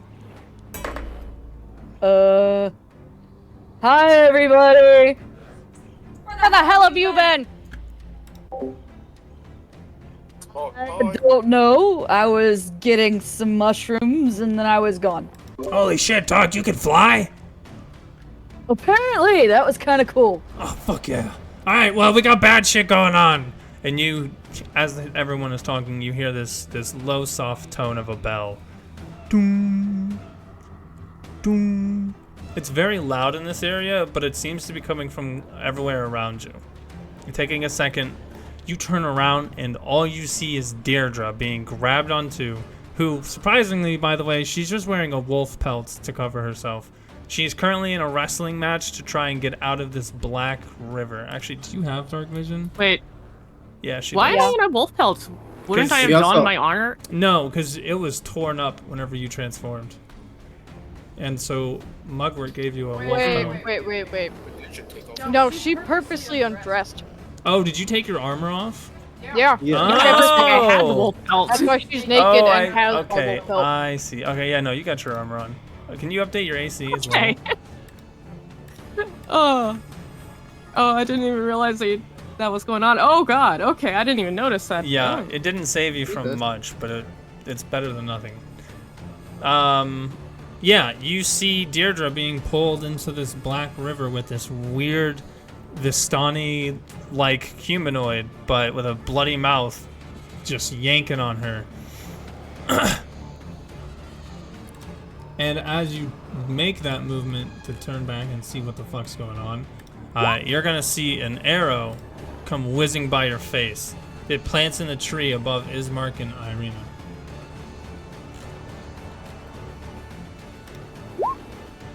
And another one will land, hitting Ismark right in the leg again. Ugh! Ow! I don't know what's out there, but we need to run. Yeah, running seems nice right now. And now we go to you, Deirdre. Can you make me another athletics check? Nat 20. And you do close. manage to break free from this creature. Yeah, there's definitely an adrenaline rush going on, some panic, some anger, and I think you guys would actually hear like an almost growl coming from her as she was like trying to rip herself out from this, and she breaks free from it, and immediately it's just Warhammer up and swing.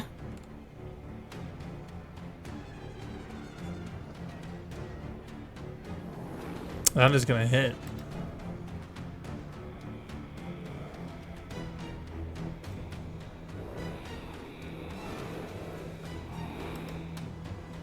Is it being slow tonight? And that is going to hit it for a nice 6 damage. Ding! A nice little bonk on the forehead.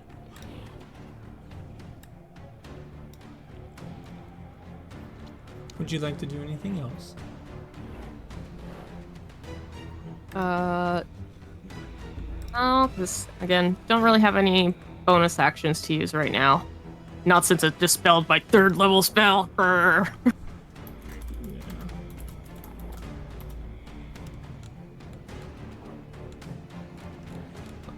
Okay. Well, I guess I will, like, step away from the river, so I'm still, like, just there. I'm not just right on the river edge. Roll me an athletics check. Let me, get back to that. You ain't going anywhere. Ugh. As you smack it damn. in the head and you begin to walk away, it grabs at your hips this time. Buy me dinner first, god damn. Doom. Doom. Only the light of the gods can repel that which flows.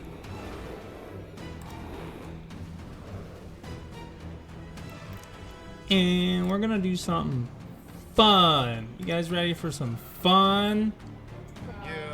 Know what you consider fun. Woo! Can I get one of these? But can I? What is this?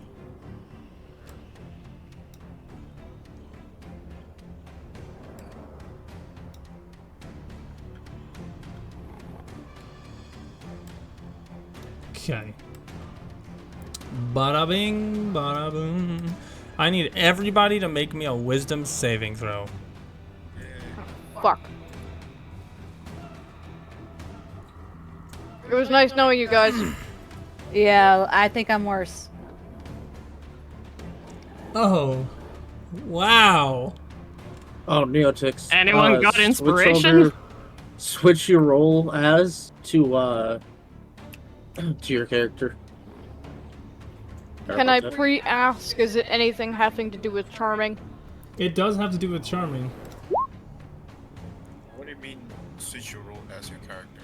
So, if you look right under your Chat box in the Yep. bottom right, it'll say as. click on that, and then you can click your character. Yeah. Okay. Roll it. Oh, is that fine? Go ahead and roll again. You as well, Mugwort. Yeah.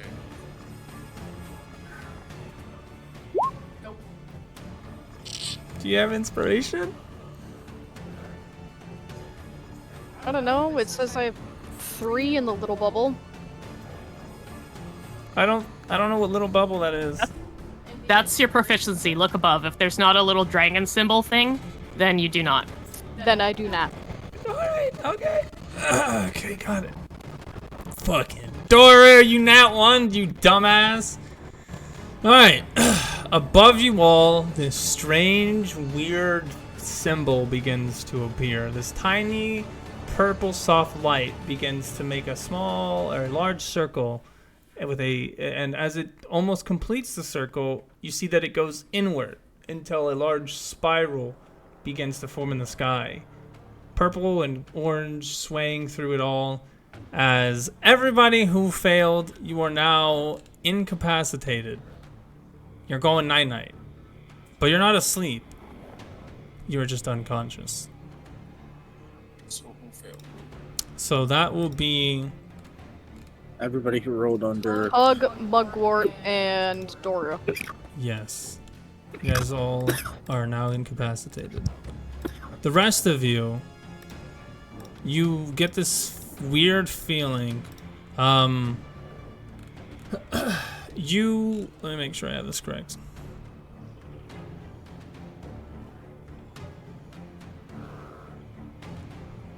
Okay, yeah. Nothing happens to you three, but you do get this weird, tense feeling. As you look in the pattern, to you guys, it seems scrambled almost. So you don't feel the full effects, but you do hear the multiple thuds as your friends around you fall to the ground. Irina and Ismark as well.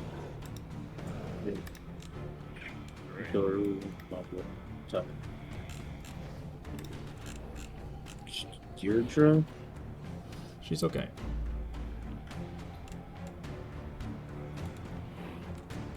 I don't even see the roll for her. Oh, there it is.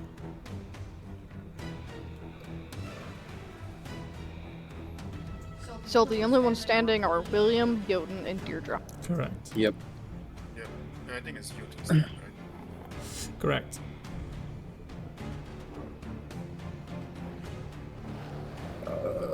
That just appeared out of nowhere. Could I tell where that came from? It appeared out of nowhere.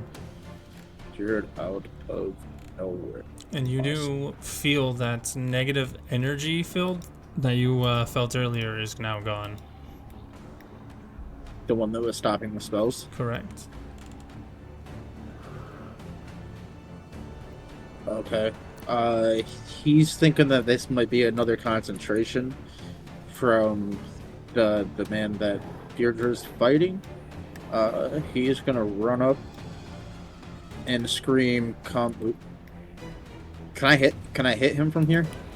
No, he is in the river. He's pulling her into the river. So he is probably about hip submerged. Deirdre is is like on the edge. If she moves an inch, she is going to fall into the river. So you'd have to make a ranged attack or somehow pull her and him up. Okay, so instead of moving, what I am doing is I'm going to command him to approach. It does not work. The target is unaffected. He is unaffected.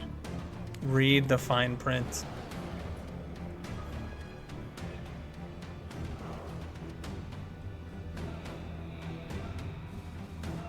It's all the same sized print, boy. The spell has no effect if the target is undead. Yeah. That will use a spell slot. As you cast your command and you command it to do something, you do not feel any connection to this creature.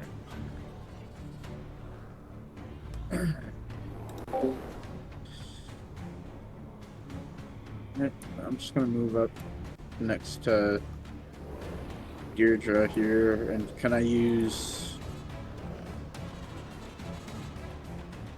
my bonus action to try to grab her? Yeah, I'll let you grab onto her, but you won't be able to pull her. You'll essentially act as like a help. Yeah, yep. I'm trying to help her get back up here on her next Next turn. athletics. Yeah, yep. Gotcha. All right, William, we go back to you. You see your compatriots all jump to the ground near you. They don't look dead. They don't look asleep. They just look like they're not awake. Alright. Do I still see that mysterious orb thing floating above us? No, there's not a mysterious orb thing above you guys. The pattern I think he's is talking gone. about the Yeah, symbol, the pattern is gone. Okay. Do I know that the spell magic works on this? What do you mean? Because I have the spell magic, right? You don't know what that... Okay, so you do not know what... Like, if you don't know what the spell is, if I don't tell you, hey, this spell is cast, you don't know. So whenever you say things like, do I know if this spell would work? Same thing as what just happened to Jotun. Read the spell, and then you gotta use it to find out. Okay.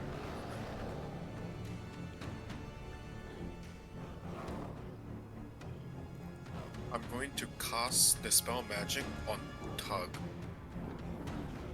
Okay. Anything happens? Make an ability check using your spellcasting ability. So, an intelligence? Yes.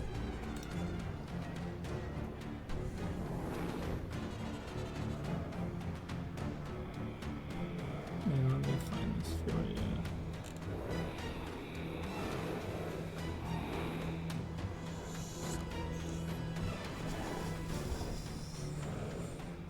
Oh, I lied. Okay. Yeah, you cast Dispel Magic, and you see in the area around you, and hear audibly, all of the players around you wake up. Oh, great. Wake up, guys. Your Detect Magic did sense that there was an illusion type of magic in the area coming from that hypnotic pattern. And upon casting Dispel Magic on whatever feeling that you had or whatever energy that you could sense coming from them, it does, in fact, you hear the crumbling of like an arcane magic building up, and then a small before you then see all of them open their eyes and sit up. You guys are still considered prone, just on your, sitting down. Okay. And for my bonus action, I look towards Tug and I say, "It's all up to you, Tug." I give Tug's radiant. Oh, so for the next minute, Tug, you gain 1d8 extra damage when you hit a creature within 10 feet. Any creature that takes this damage cannot regain HP, and any creature of your choice that you can see that starts within 10 feet has its speed reduced by 10 feet. And yeah, so you get a nice little damage boost. And we're gonna... Didn't you say I only have a torch? I did. I have your silver sword. Yeah, Deirdre has all your stuff. And well, actually, did you guys grab any of her stuff? His and I didn't. Yeah. Ah. I at the very least have his sword. It just could- occurred to me it's probably not in my hand since I switched to my warhammer, so I probably dropped it at my feet. Who's the most Did I likely? go to the woods unarmed and naked? No, you went out with a torch and some rations. I am probably the most likely to be the pack mule here, because I can carry one size class above my weight. Okay, so then you'll see that Jotun does indeed carry a pack on him, on the opposite side of his back from his normal, where both of the packs that he has, his own and yours, are actually wound up much tighter than normal. He carries your shit.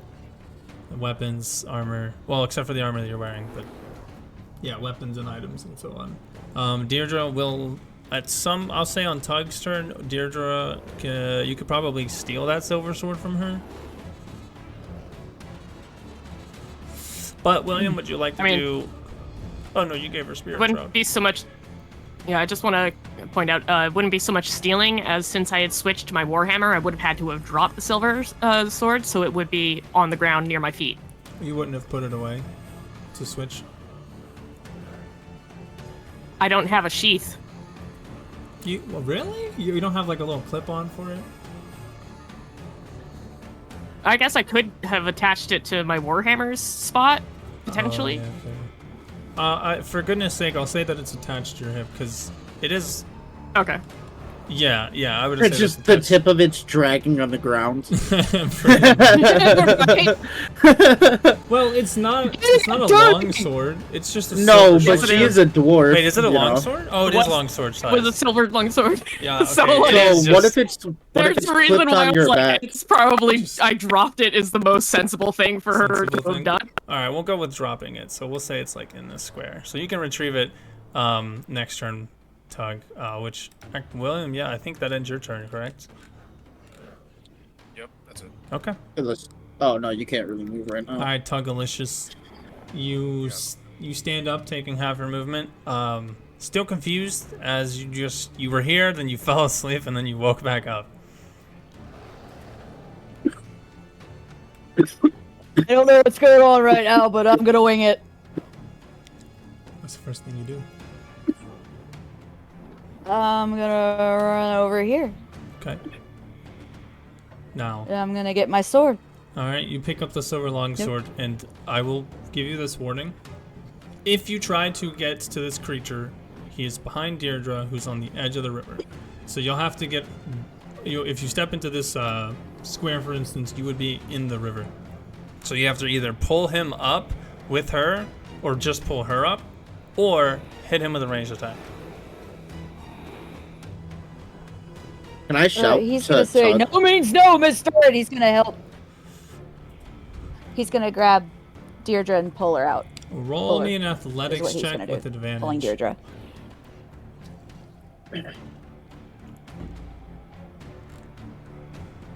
Huh, nice. That's pretty cool. Wow. I meant Tug. That's pretty cool. I meant Tug.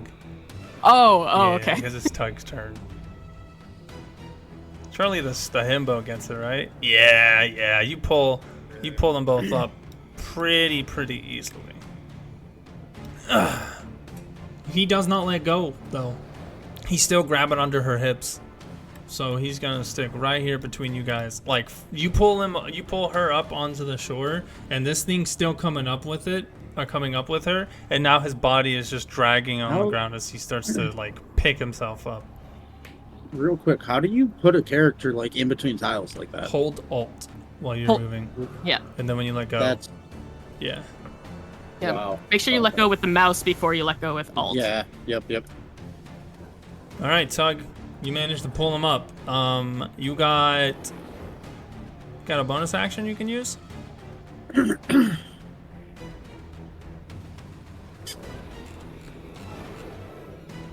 No. Okay. And we're gonna go to Doru. He's gonna sit up.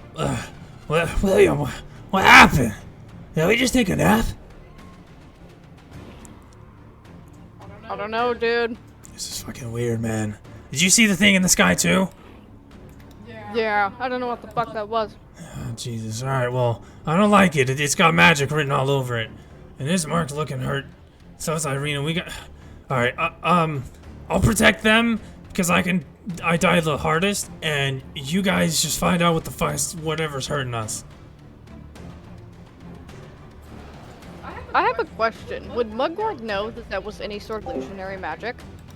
No. Okay.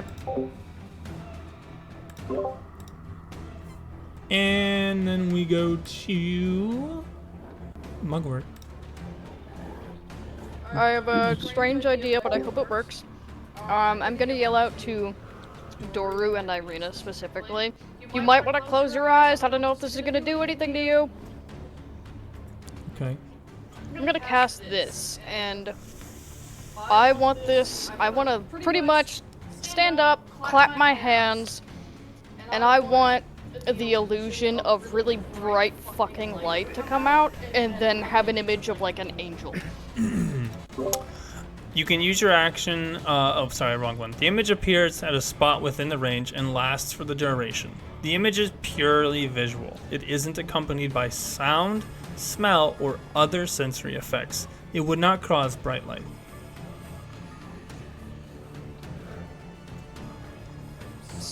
Like, it So has even to if I be want in... that, like in the illusion itself. What do you mean? Like you cannot produce bright lights because that's a sensory object. Like, that's something that affects one of your senses, and this specifically says that it cannot create anything that does affect your senses. So, like, you would be making an image of something, like a hologram, not like summoning a ball of literal light, because there are spells that do summon light. Okay, I still want to go with like the angel effect then. Why are there two tugs? There's two dogs. Yeah, why are there two tugs? What are you doing, Drago? Thank you. I didn't do Double anything. the trouble. That'd be hilarious. Okay, so what There's is two of me. Excuse me. what image were you trying to produce again? I just want to make it look like there's just a fucking floating angel that just randomly appeared. I Okay. want to see what that does. Okay. Let's see. Where is it appearing?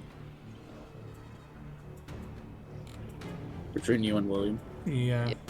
Go ahead and draw like a little thing. Circle time. Circle time. Boom. Angel.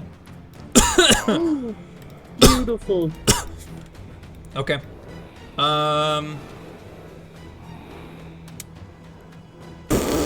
fucking Christ. Alright, Doru, do you know what this is? Was it a wisdom save? I did Intelligence. both tell Doru and Irina to close their eyes. Yeah, but you're lucky he's not stupid. Oh! It's a fake! Shut up! I kind of feel like they would have advantage on it just because they had a warning. No, fuck you. You don't, Alright. no, warnings don't mean anything. Gosh. Just Gorsh. your life. It's like, you know, It's like, you oh don't my get gosh. reactions. You're not allowed to have a reaction. You're supposed to just Gorsh. take it to the face. Why are you trying to backseat DM? That's my job. Exactly. So tell him. Tell him. What do you think, Ninja? Is it candid or is it valid? Is it canon? Is that a canon event? I mean, to be fair, if I was the DM in this ruling, I actually would have sided with Jotun. Really? But the fine print! One is the first rule. Okay. In your Warning defense, aspect getting. Deerja is a really generous DM. Yeah, I know. This is the first DM or I the can first be very campaign I'm on. generous, and I can also be very cruel. I will No, say. you can keep it like that. That's fine. I One will- out of 2 isn't bad, you know. Okay, what I was gonna say, because you don't even know the reaction to them being angels, was that they're gonna look confused. Ismark and Irina don't come from a place where angels are even a thing, so this causes more confusion than it does fear. What is that? Is that a creature? Margwood, are you a warlock? Not even close. What? Irina, are you seeing this? I'll explain it later. Alright, but you better not come near us. It's actually not bad. That's the whole reason why I put it up there. Alright, I'll trust you. But you know who doesn't trust you?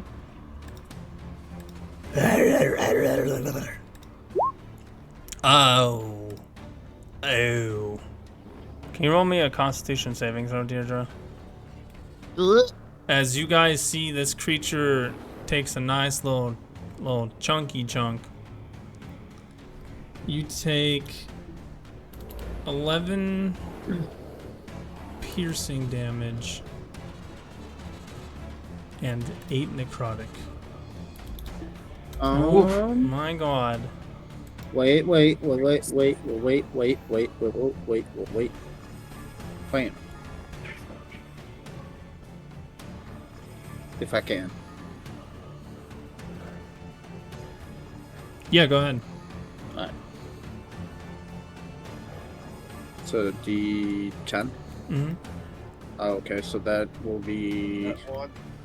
4. Yep, you do get 4 damage back. Yay!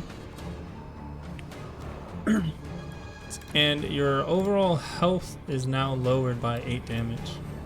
Your maximum has been shortened. Is that until a long rest or permanently? Long rest. Okay. As this creature takes a nice chunk out of the side of your hip, you do feel this necrotic damage, and it does not feel good. This thing really likes Those hips. Don't lie. Apparently. Imagining that he pushed up my chainmail to take a bite specifically in that location. Oh hell no, he bit through that shit. Oh god. Yeah. I'm gonna have to fix my Repair. chainmail. Yeah, dude. Yeah. Alright.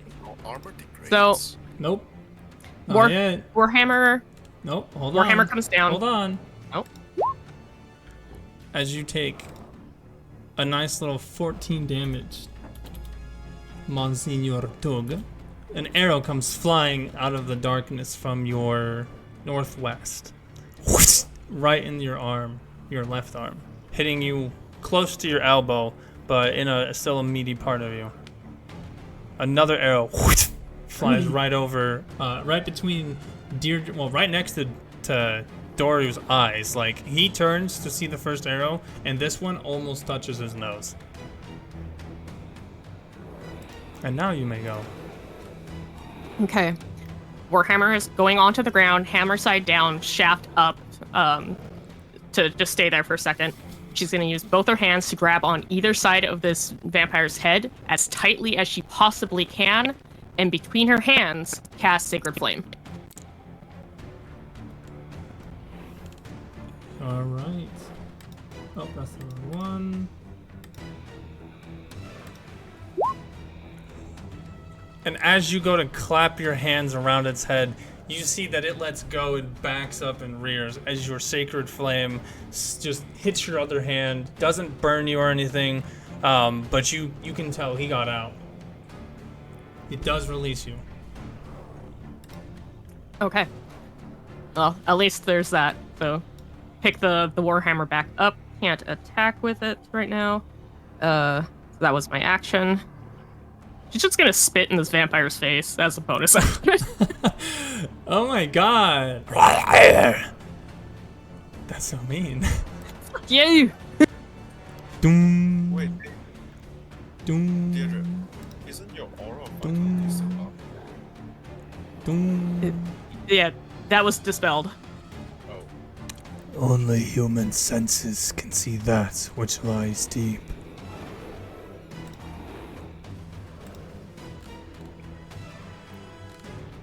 That's starting to sound really weird. Anybody else thinking about that?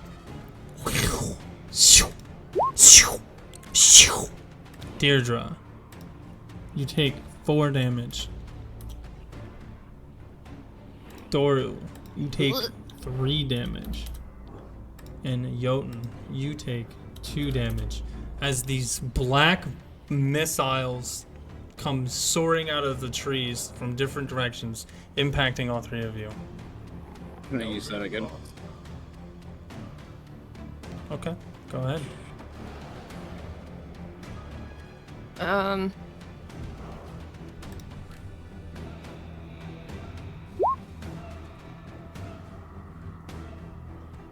Sorry, 8. And you don't take any damage.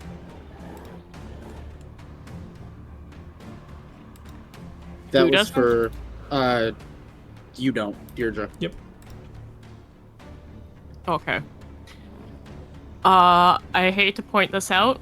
When a creature you can see hits a target, so we can't currently see you the can't one see that this was doing damage. it. Oh, yeah, that Oh, means that she takes I still take that way damage. more damage. Yeah, you also would have taken an additional 17 damage because you did get attacked earlier from a creature that he didn't see. But I'm gonna let it go this time because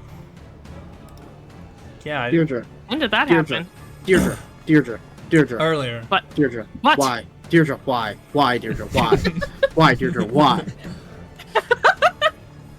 told This you is the see wrong DM. campaign, dude. This is the wrong campaign to be helping the DM. And Tainted, you take a total of 13 damage as 3 more bolts rush out of the. Okay, out of there's the no area. way that I don't see where these fucking things are coming from. You don't. They're all coming from different directions. One comes from above, technically- one around, one in front of you. Yeah, you would be technically be able to see like where they're coming from when you see them themselves, but that doesn't mean shit with like for where the source of them is coming from, especially if they're coming from different directions. I'm about to burn this damn forest down. That's funny. Everyone go ahead and roll me a perception check. expert. No disadvantage, no advantage. Just roll me a perception check. I see nothing.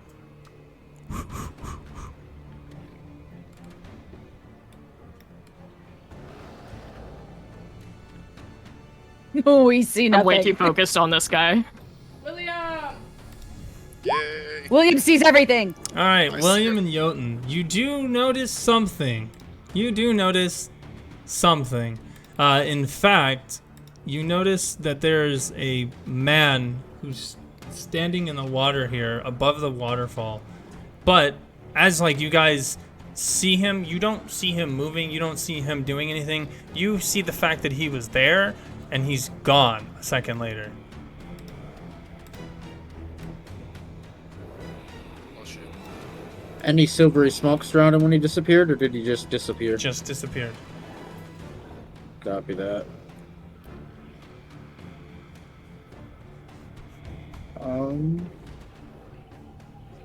Alright, after I take those hits, my turn now? Yes, it is. Alright, fuck this guy. Miss. Fuck this guy again. Hit. And that's another 5 damage. Ding! Wait. Because there should be... Let me see if... Wait, does it deal No, double okay. damage? Silver weapon? No. So, You just I buy- wanted to add... Yeah, silver weapons just bypass the weakness of not undead, but werewolves and what do you call them? Vampires. What is this coming from? All right, and the creature is dead. As you hit it, you all see this explosion of white crackling on the impact. It explodes out and covers this vampire completely in holy flame as he burns to a crisp and dies. And you notice that as he falls in backward into the river, any part of the river his body touches burns away before, as a river should, it continues flowing, filling up that missing gap.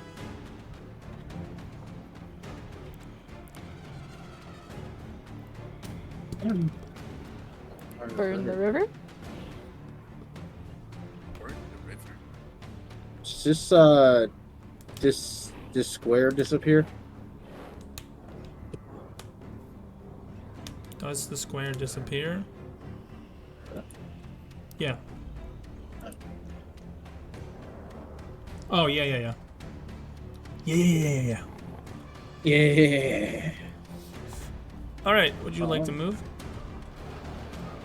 Yes. Alright, I'll warn you, if you end your turn on this tile, you will be in the water. I'll be in the water? Mm-hmm. Yes, any tile that has water on it, you are considered in the water.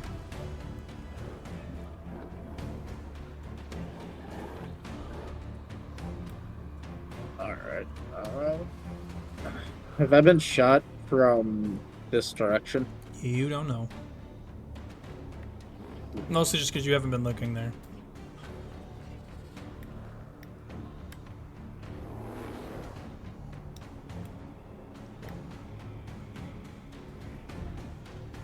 Yeah, then I don't should be on my turn here. Okay. Roll me a Constitution save.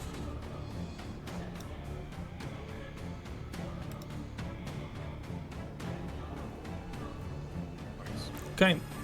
You begin to slip into the water, but you manage to catch yourself, and you take 5 damage.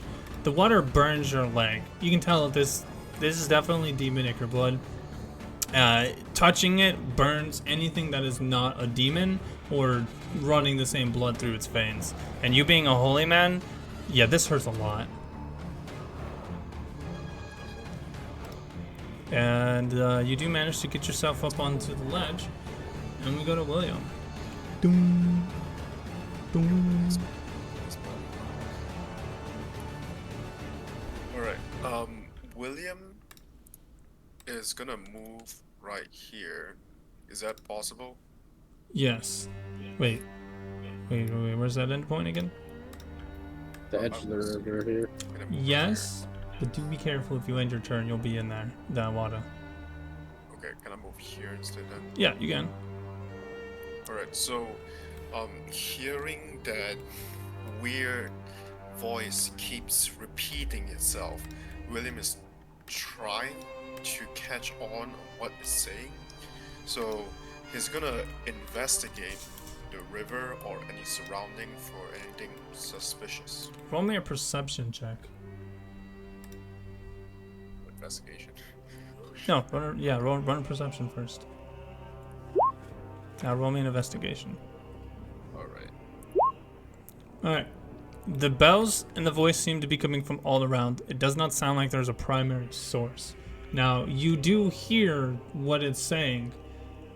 Only human senses can see that which lays deep. Only the light of the gods can repel that which flows. Only fellowship can align that which is lost. Now, upon your investigation, you can't quite make out where this is coming from, but you have started to notice a shadow in a shadow, which is not normal. Through the lightly dim area here, because now that you are closer to this river, you can see, obviously, there's a bright light on it coming from the sunlight that's piercing the clouds here. And you get this, you get like, you see a humanoid figure which seems to be darting between the trees in this general direction. Every time that it moves, it's in a completely farther or different spot than where it moved the last time. Okay, can I try to hit it with a spell? No, I'm gonna take that as your action. Okay, I point it out and say, there's something's in the tree. Each time it moves, I'll just try to point at it.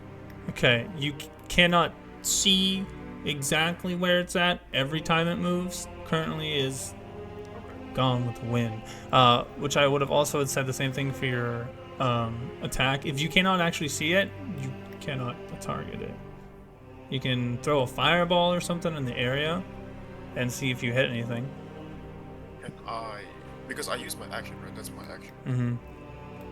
Can I use a bonus action and like throw a torch at it, like in the trees, to light up the zombies? Yeah. Great, I'll do just that. What is this light over here?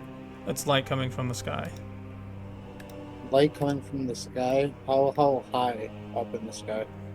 Touches the clouds. Okay. You yuck a little torch.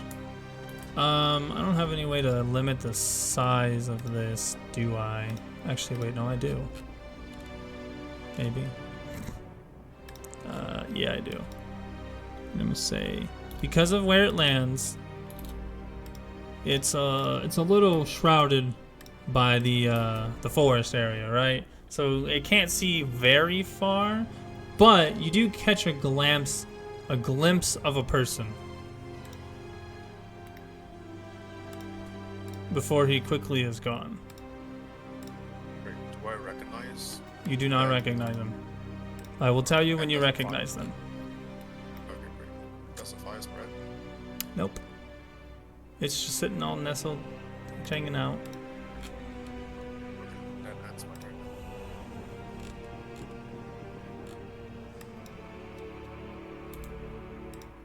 Alright, Mr.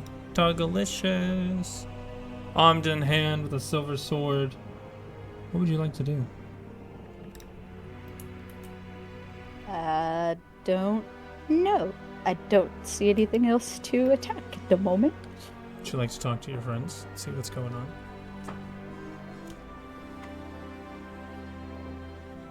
Actually, with all the arrows flying around, I want him to cast darkness. It's really stuck. Alright, from what?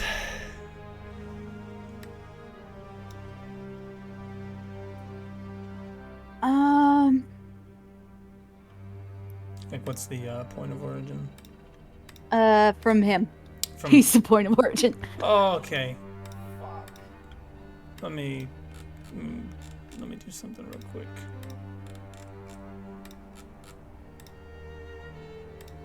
And what's the radius? 15 foot. Alright, you are the center. It is now completely dark in here. Any light that comes in here that is non-magical cannot illuminate anything in this area, meaning that you guys are not getting the effect of this torch anymore, so I'm gonna move that. Let's Also, see. the torch that I have on my person. Yeah, that also does not work anymore. I'll just toss it in the river. It's eaten alive. Yep. And you see that both Ismark and Irina yell an exclamation or surprise. Who turned the lights off? William and Mug, you see the dark black like cloud or orb that now is completely encompassing the area. If it wasn't difficult to see it, well, it is now. I do not Great see job, the orb dog. on my screen. That's great. It's supposed to be this black little circle surrounding him. Yeah, I don't see that either. Oh, it's perfect. It's black, so you guys shouldn't be able to see it because it's so dark. No, like, I see you it. can see. That's the problem. Oh, well, there's nothing I can do about it. I mean, you guys have dark vision, right? If you don't, then you're fine. Or then you're blind. But if you have dark vision. Oh, you don't have it? I do. I don't either. Okay, Jotun. Neither does William. I'm gonna turn your vision off until you leave. That's fine. And Within the. William, you're not in it, so you're fine. Tug, Deirdre, you both have dark vision? Yep. Yeah. Okay, so you guys are fine. If it wasn't, already dim outside, well, it was already dim outside, now it's darkened around Tug. What? A random guy shooting at us. I've decided to make it harder to see. Us. Which also makes it harder for us to see. But no more arrows. That doesn't mean there isn't going to be any more arrows. It just means we're harder to hit. Alright. Anything else, Tug? Gotta move at all? No, I'm gonna stay where I'm at. Okay, Doria's just gonna be like, well, it's already dark in here, so maybe that's what it'll stop. I'm gonna stay in front of these guys and see if I can't catch these arrows in my body. And you have noticed, at looking him, some of his wounds are healing. He pulls out one of the arrow shafts, and the hole that was there is just a scar. And we go to you, Mug. Thor, you were very sweet.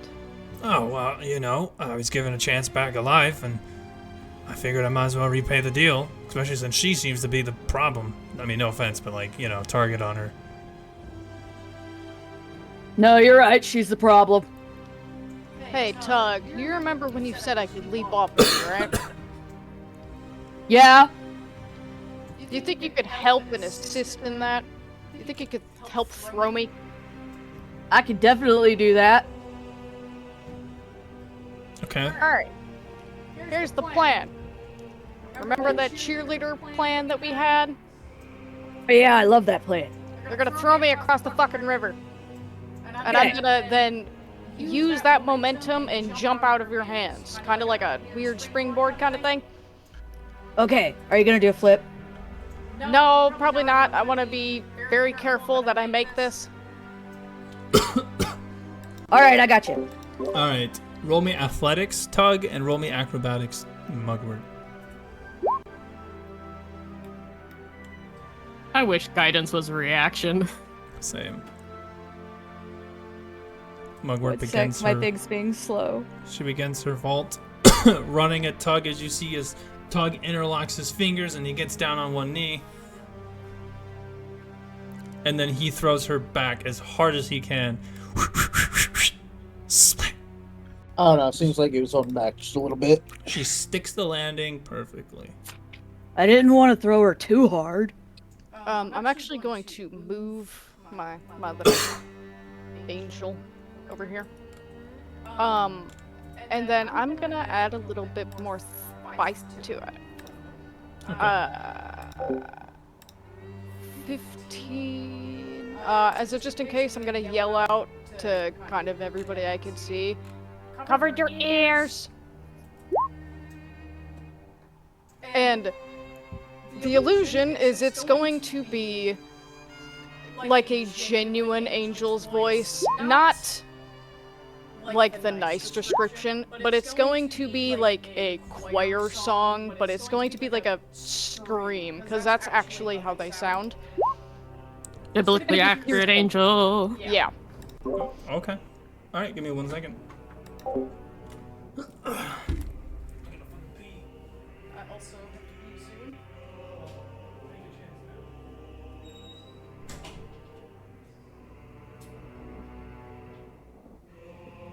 I just want to see if this hits something in this general fucking area.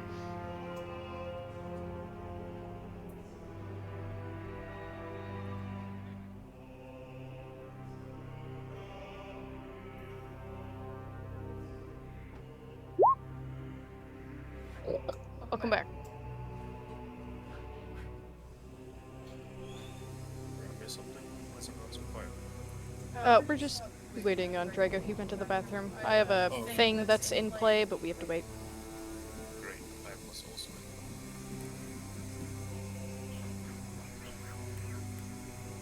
I'm gonna go pee and go. No, I'd rather just finish my turn and then go. Okay. Alright. As you send your biblically accurate angel calling forth a beautiful sound of angelic bells and singing and harps and the whole 9 yards, it floats in front of you. Does it impact anything around me at all? It does not. Okay, well I'm gonna take a step forward anyway, so I don't end my shit there. Alright, and you end it with your your biblically accurate angel sitting above your head.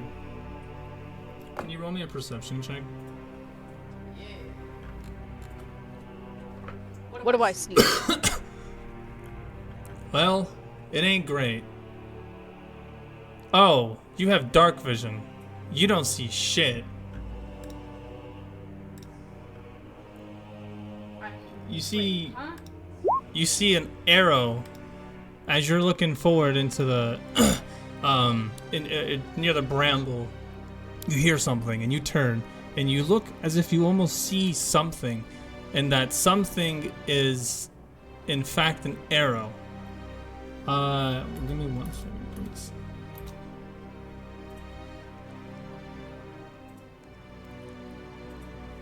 Well, my silent image is 6 feet. Yep, I know.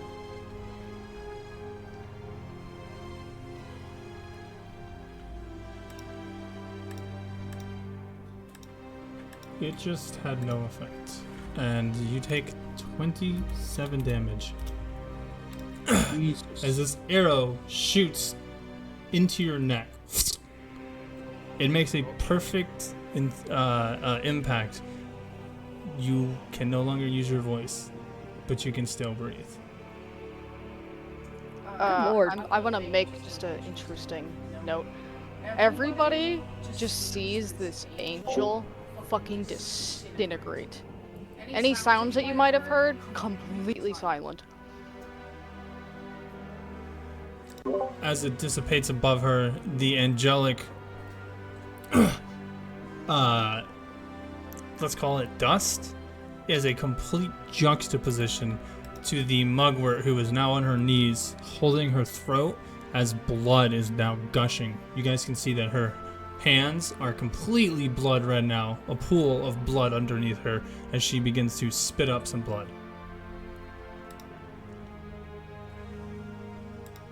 And Deirdre, it is your turn to be bait. I'm casting that. I want to feel out where whatever this fucking thing is, if I can. There seems to be an undead hiding in these woods. And So what you're just gonna do? your suspicions are confirmed as an arrow strikes you in the leg.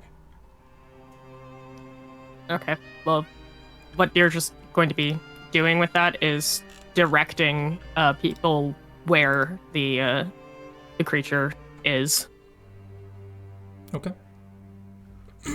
And as long as I'm still up anyway, what damage do I take with that arrow? You are now down to 8 HP. Oh, okay.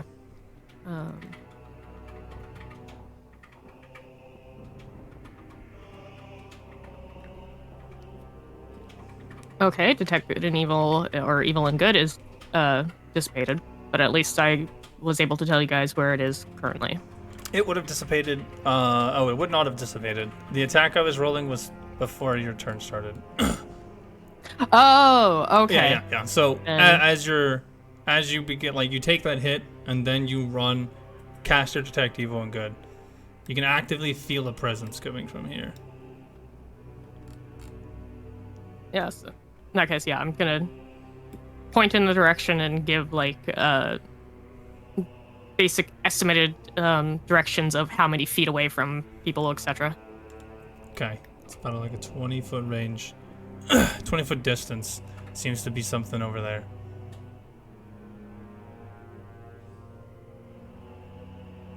Would you like to do anything else? That's my action.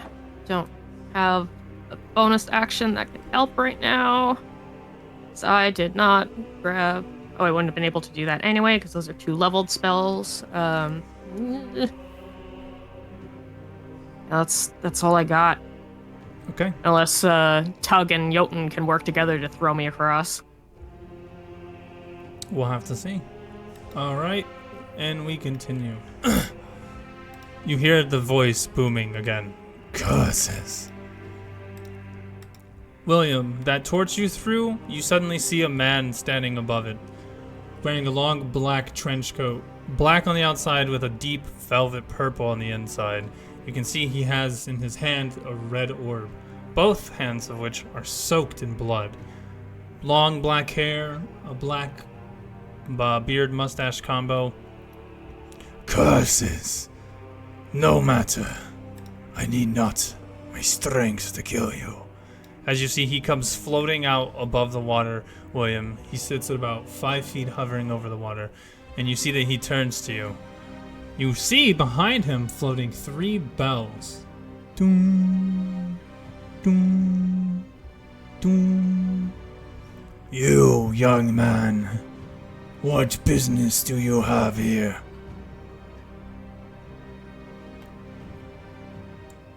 We were just passing through. Passing through the land of Barovia is no mere task. No, you search for something.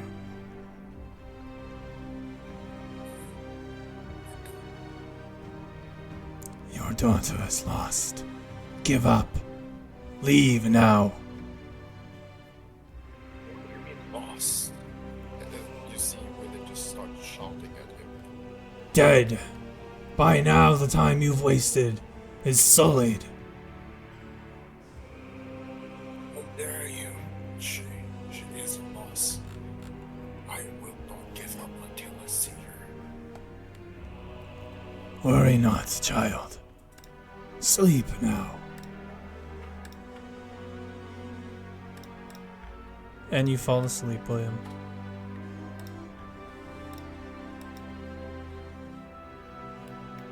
Jotun, you're up. You hear this booming voice, but you don't know who it's talking to. You all hear the words that resonate out.